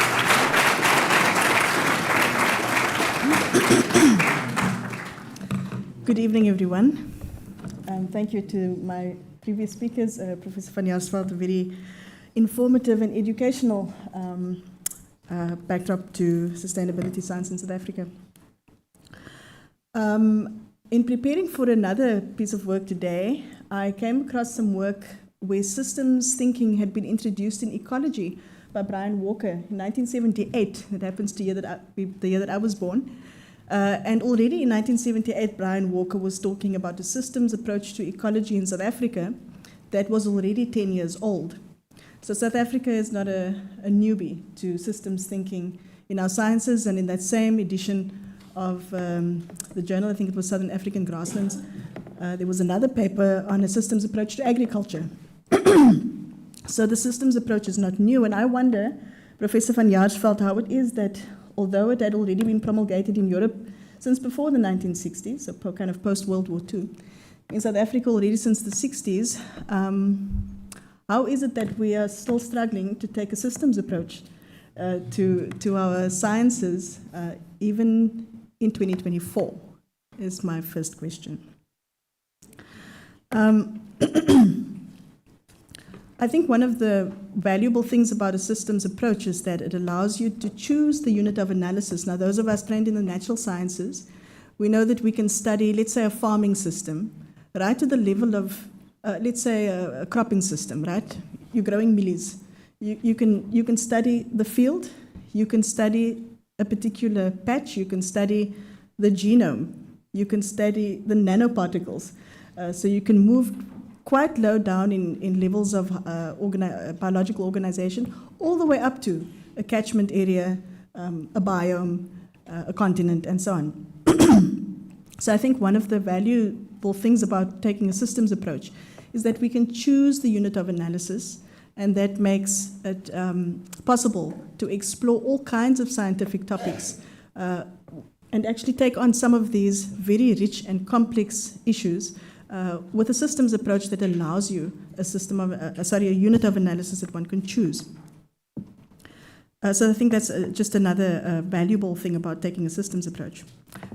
But I was listening to your speech earlier, Judge, and also thinking about to achieve some of the kind of science that is required for us to take this forward to 2030, 2050, when those of you who are in your teenage years now, 15, 16, 17, I presume, will be in your 60s, what are the institutions that are required to make that happen? What are the institutions at the universities, like NMU? But also, what are the legal institutions that are required nationally here, provincially maybe, but also globally? Do the institutions need to look different? And what would that look like? So what institutions are required? Professor van Jaarsveld, I was interested to see, and Nelsiwe was talking about this earlier, about African scholarship and its contribution when oftentimes policy requirements don't fit our reality. But I see that that's a consortium of 17 African countries have recently, in 2022, joined EASA. And I'm really keen to hear whether you see a shift in the needle at all now that African scholars are making a contribution at that level. And you know, what is the anticipated contribution? I'd be really interested to hear that. And I think it's wonderful that Africa has joined that conversation at such a global level now. I said this at a previous seminar last week where we talked about language Sustainability is a word amongst many words that could have been used for the concept. Endurance, resilience is another very common one, similar to, but not necessarily always synonymous with sustainability.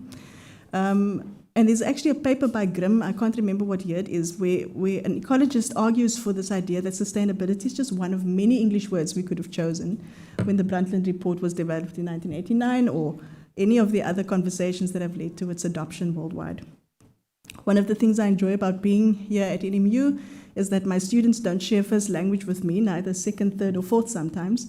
And I think that's fascinating. I am delighted to hear what an idea like, I don't know, systems thinking might be in Tsepedi or Setswana. What do you call it? Does it work in the language? And if it doesn't, why not? But maybe there's something else that exists that is similar to what we talk about when we talk about sustainability in English. And what does that mean? What is it? And so exploring language, because language has to do with cosmology, ideology, philosophy, epistemology. What richness are we sitting on in our classrooms? Right here at NMU, actually, and other African universities across the continent, sorry, when we explore ideas about sustainability and systems thinking. It was Heritage Day yesterday, and sustainability is usually, for me, it's an idea of continuity. We want to sustain something. You want to keep a continuum of something. But I wonder whether we take into account the aspirations of young people who may not want to continue some of the things that we seek to sustain. It makes me think that sometimes one must consider what we don't want to sustain. Sometimes the things that we are sustaining, if we do it uncritically, can actually be a disservice to society. And I wonder what those might be and how that might play out. And also how we might encourage our students to think about, so we teach about sustainability, but teach it in a way where they themselves take a critical lens to it. And just thinking about what it is that we are trying to sustain, how, why, and for what reason, and what should be unsustained. I was thinking about the fact that we have a growing body of graduates in South Africa. I'm especially passionate about first-generation students, and I've graduated many of them at the previous university I was at. So as this body of graduates grows, and we deal with an unemployment crisis in South Africa, something that Nelsiwe has already alluded to, I think about the planetary boundaries and Johan Rockstrom's work, and I think about the fact that we've already crossed, 6 out of the 9, 7 out of the 9, 6 out of the 9, most recently. And so if we are graduating students who have an aspiration for the kinds of things that continue on a trajectory of crossing planetary boundaries, I wonder whether our university classrooms aren't wonderful spaces to consider what those aspirations look like, what they could be, and to allow for those aspirations to be thought through in our classrooms. What is that we're aspiring to? And what values drives those? Because I believe that underneath all of the data, underneath all of our behavior as human beings on the planet, what drives us is what we believe and what we do. And our classrooms are a fantastic opportunity for us to invite our students to bring their thoughts about what we believe and what we do. Through Indigenous knowledge education, for instance, when we talk about critical ways of thinking about sustainability, wonderful opportunities right there in our corridors.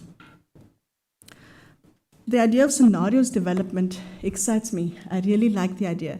At this conference in Canada where we were at, we met a young woman who's at Stellenbosch University, and her focus is African futures. So African futures, if you think about sustainability. But having worked with first-generation students, I grew up in Mitchells Plain on the Cape Flats.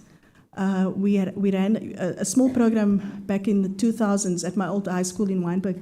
And I remember how shocking it was for us, who were first-generation graduates ourselves, how difficult it was for young people to consider a future that was different from what they knew in their context. And I'm thinking, for scenario planning, you need imagination and you need to think further. You need to be thinking 2050. But I've served students for a long time who are even just thinking to the next meal or next year's accommodation or next week's transport back home because they can't afford to stay in the university town.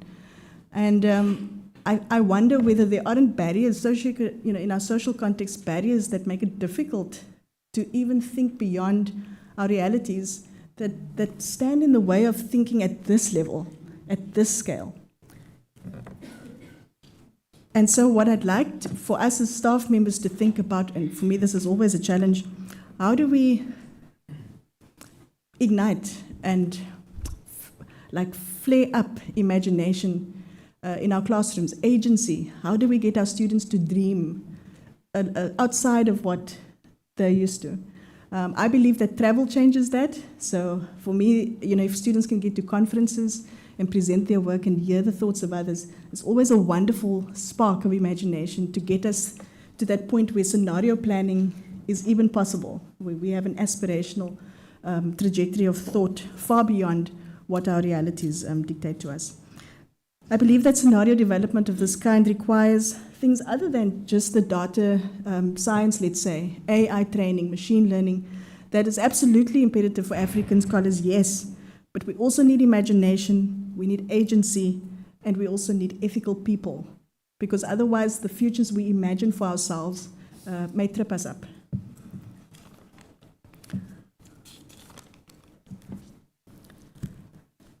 Lastly, I was thinking that those of us who are now at postgraduate level, we can understand some of these things, right? We can understand the modeling and the tools and the analyses, and it's exciting and stimulating. I'm thinking of our guests who are 15, 16, and 17 years old.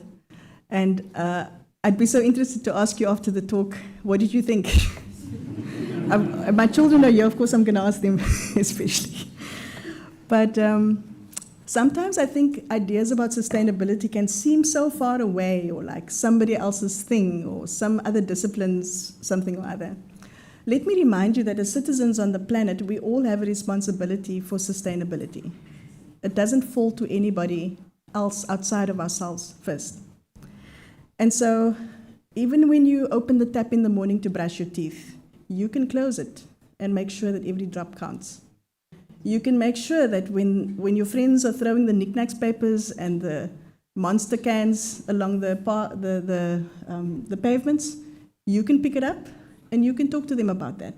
We all can do something. We can all do something collectively. Sustainability isn't vested with science only. And so I'd like to remind us as citizens that we all have neighbors and family. We can all say something and do something. I had a thing that I used to run at Stellenbosch University that I called the Do Something campaign. So the whole semester, my students had to commit to doing something about the thing they were writing their essays about. You've got a problem with litter on the beach, you go spend an hour picking it up. You've got a problem with water pollution, you go spend an hour cleaning it up. And if you do something about something, it starts to make you question who you are about that something. And I'd like to suggest that apart from practice and knowledge, the other thing we lack is being responsible citizens, being sustainable in the way that we live. I would also like to suggest that sustainability goes beyond science in that it doesn't only require knowledge and practice, but also wisdom and integrity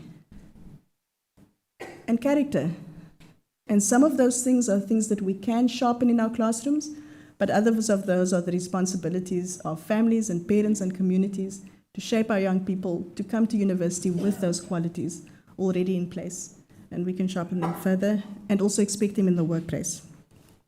I'd like to leave you with this thought, that sustainability is perhaps not so much a thing in itself, but rather an outcome of something. And perhaps our role as sustainability science, and I include social and natural scientists here, because the physicists and mathematics people in our faculty are not the only scientists. So perhaps our role as sustainability scientists is to devote our time and effort in finding out what those processes are, encouraging and inspiring our students to do the same. Thank you.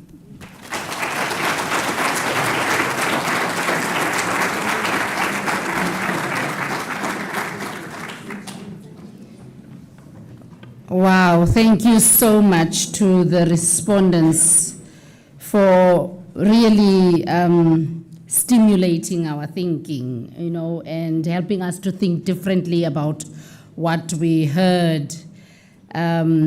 Now, ladies and gentlemen, I'm not going to waste any time. It's time for us to ask questions, and I'm going to allow 5 questions. Ha! Us all. Fela. Okay, by show of hands, okay. Oh, I've got 1. Lubabalo. Some of them are looking down like, oh, the teacher is asking. Okay, we've got 1 question. Oh, thank you. We're now more brighter. Thank you for that. 2. I'm really going to ask 5, and if 5 is not raising now, forever hold your peace. And Pumelele, 3. Okay. Jean, 4. And 5. Prim. Okay. You are the only one whom I did not call by name. And I feel so bad about it, but I'll get your name. All right. Lubabalo, if you can. And please say your name and say who you're directing the question to. All right? Thank you.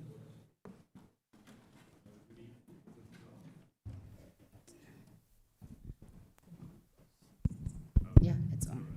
All right, good evening, ladies and gentlemen. I'm Lubabalo. So I pose this question to Prof. van Jaarsveld. I'm going to have to take a systems approach even in delivering the question because I think it's very important. Right, so when we look at sustainability, one has to consider both the effective use of resources and actually stewardship. Now, what I appreciate with what the colleagues have mentioned is time and space and also the interaction of the people within that space.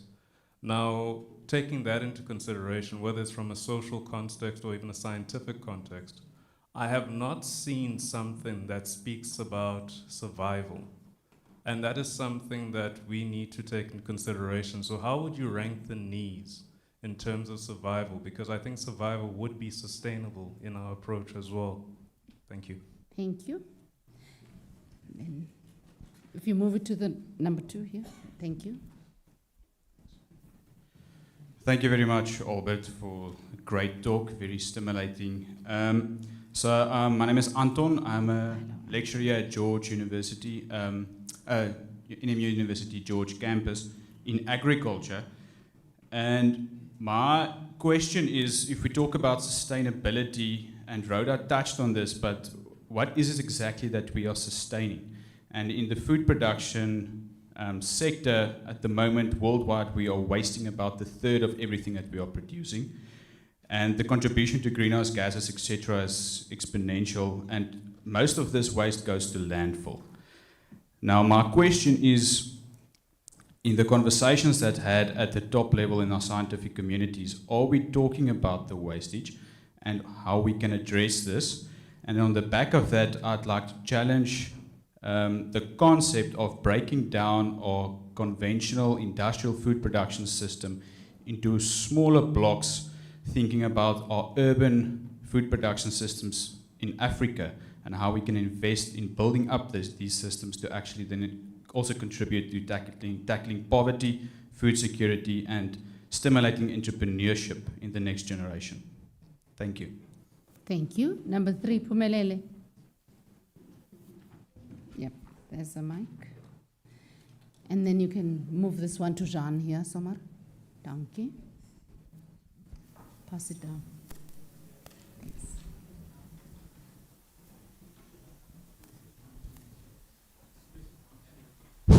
Thank you. Finally, get it on. Thanks. And my name is Pumelele Gama. I'm a staff member at the Nelson Mandela Faculty of Science. My question, however, is one has been grappling with, in the sense that how does one really, or how does systems analysis include political or individual avarice, in the sense of the nature of greed? There's, in our modern society, there's a sense of an emphasis towards individual, a sense of becoming rich. And these are some of the aspects, in my view, that are driving our, essentially part of the driving force towards the demise that we see, or at least is approaching. Thank you. Thank you. Jean? Didn't they give you the mic? Oh, thank you. Okay, probably not too difficult a question, but I've heard more than one speaker talk about education, and the stats about China was fascinating. What role does university education play within our context? My pet problem is that we have too many students at varsity across Africa.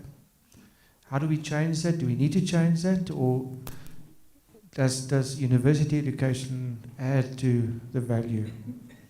How do we change, or do we just accept where we are currently? I hope that makes sense. Mm-hmm. And the last question from Prim.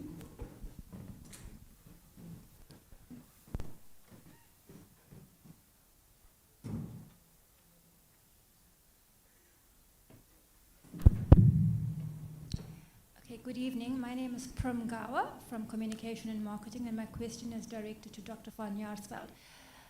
You indicated that science does not speak to policymakers and decision makers. And my observation, having worked at universities for a number of years, is that scientists are so busy doing research, they publish in high-impact journals, they are chasing after citations, and they're more concerned about boosting their H index so that they get promoted. Don't you think that scientists should receive media training as well as on how to post on social media? In that way, in that way, they demystify science to the public and to policymakers. And just another comment, you spoke about science in society. Our university is in service of society, where we go out to communities, find out their challenges, become partners and co-create solutions. So we're not an ivory tower, or we don't push down solutions, we co-create. Thank you. Thank you. Over to you then, Prof. Yep.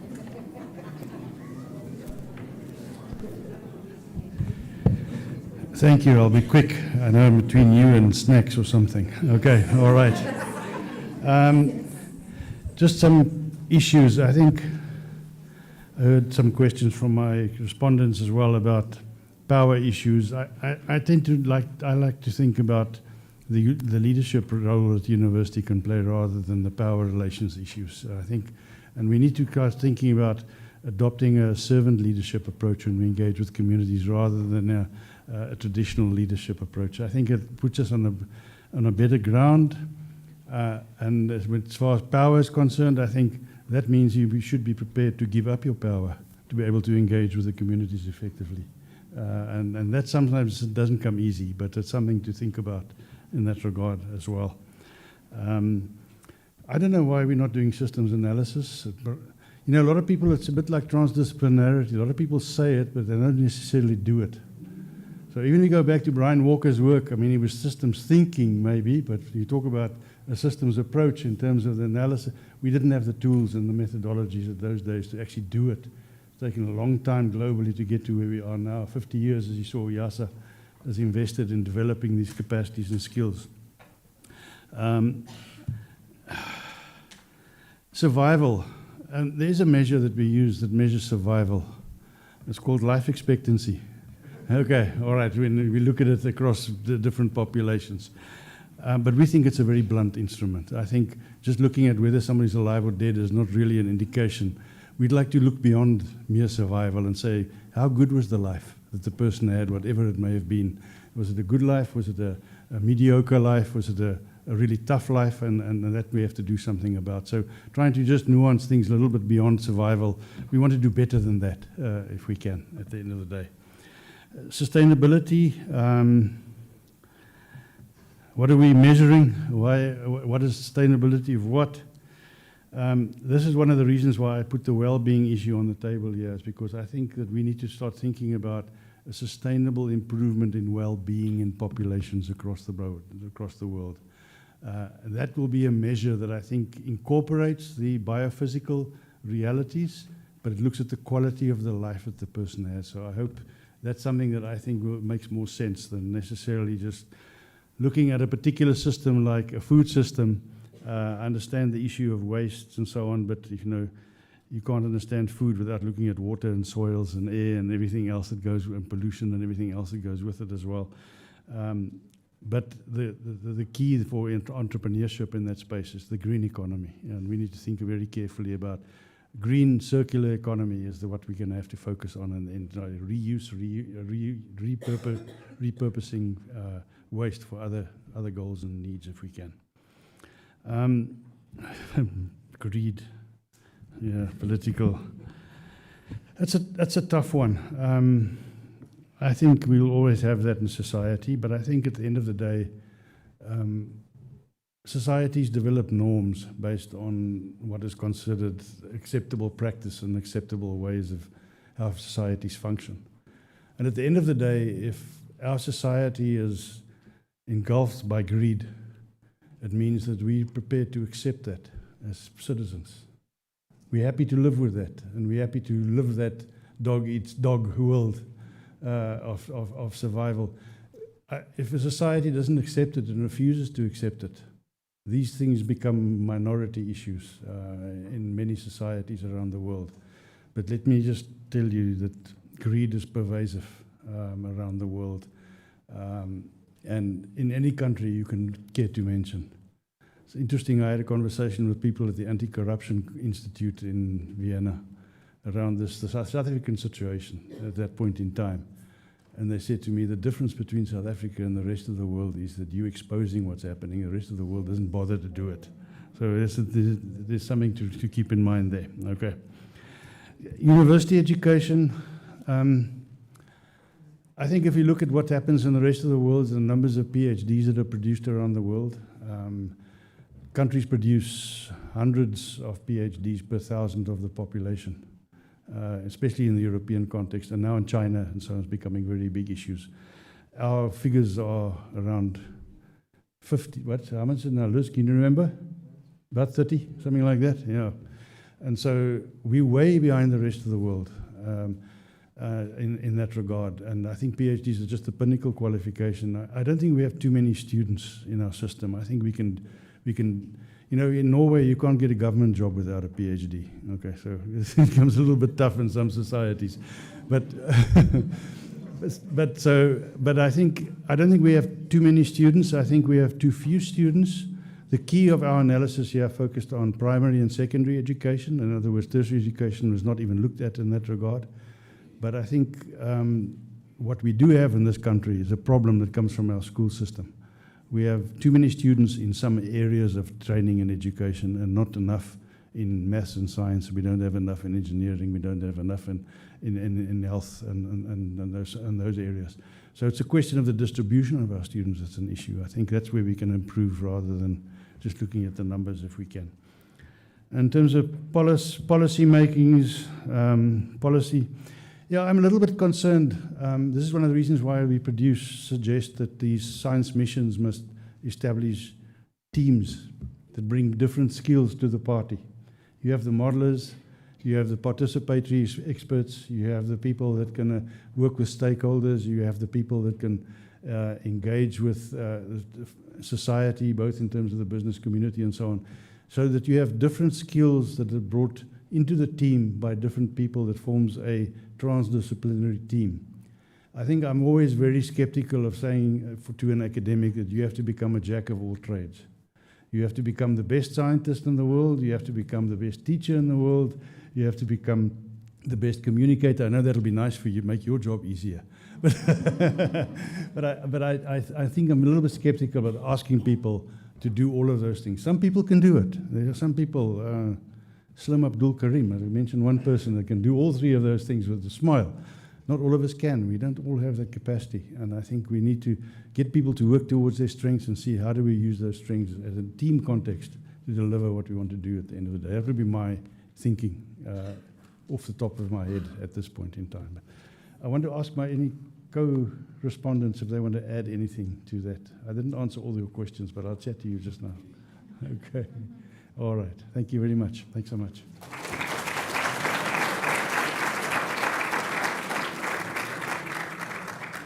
Ladies and gentlemen, another round of applause for a wonderful lecture. Just a couple of announcements. Catering is provided at Mopani Hall, sorry. So the snacks are there. Prof told you that we have snacks for you. And colleagues, ladies and gentlemen, there's Mandela University Press is here outside. You can have a look and also purchase a book, Achieving Nelson Mandela University. It's also available. And now, ladies and gentlemen, it gives me great pleasure to call on our acting Vice Chancellor, Professor Kiet, to do the vote of thanks.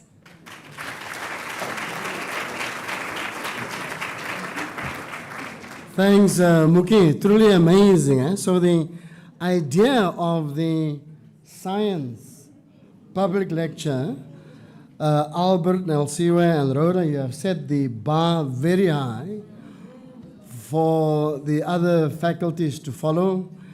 Engineering, the built environment and technology, and then, of course, health sciences as well. This is the first of its kind in our university space, and we should probably think about having this more often than not. And part of the reason why I'm saying this is that though we may have different sets of challenges with regard to advancing transdisciplinarity, the lecture of tonight certainly put forward the interconnectedness of the various knowledge fields and areas that needs to be integrated if we want to pursue the kinds of solutions that we have in mind. Now, for us in the humanities, to enjoy a lecture like this says something about the presenters, isn't it? So it's truly great that we have had this.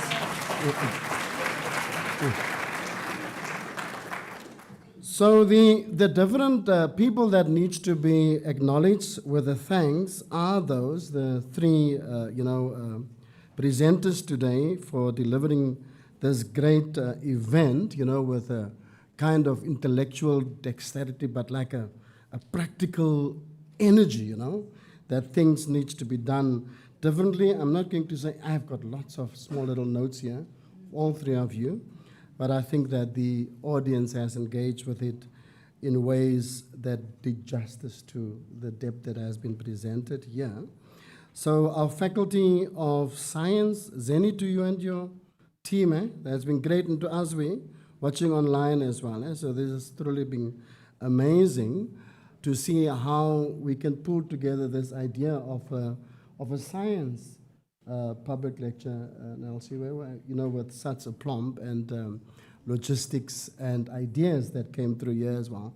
Because we have had 8 of these public lectures, mostly in the humanities, that we deliver every second year. And that's why we want to bring the idea of science for society and science in society, of course, closer into our intellectual public lecture arsenal as well.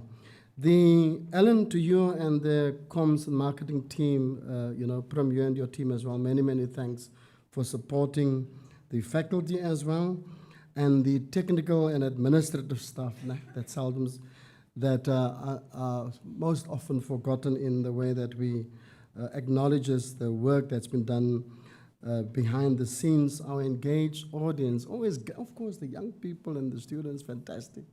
Seeing you here, and being engaged in the way that you are.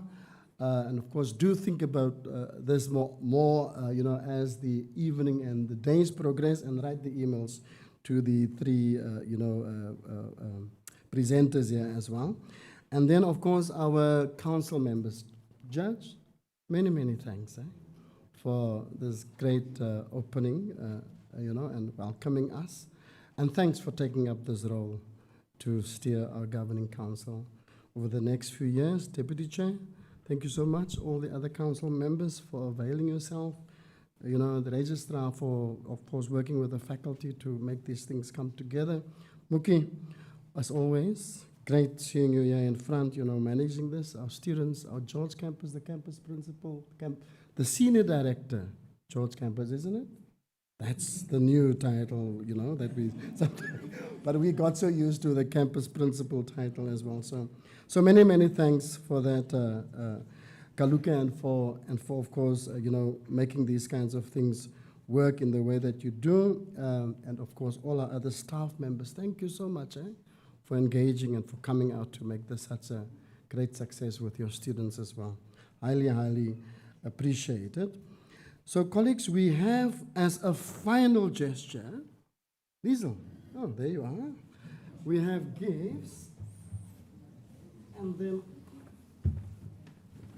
for our 3 guests. Where's the camera person? Oh, yeah.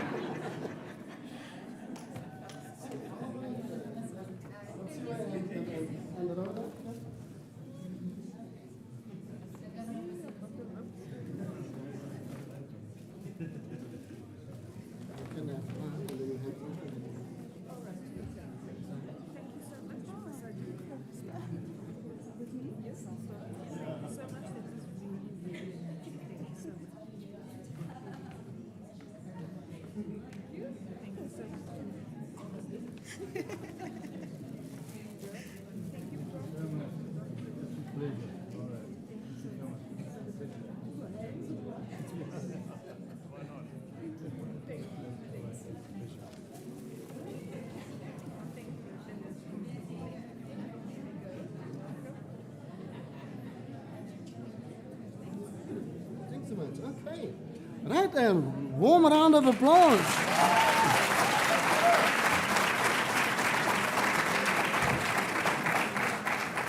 Once again, thank you so much and enjoy the rest of the evening. Okay, thank you.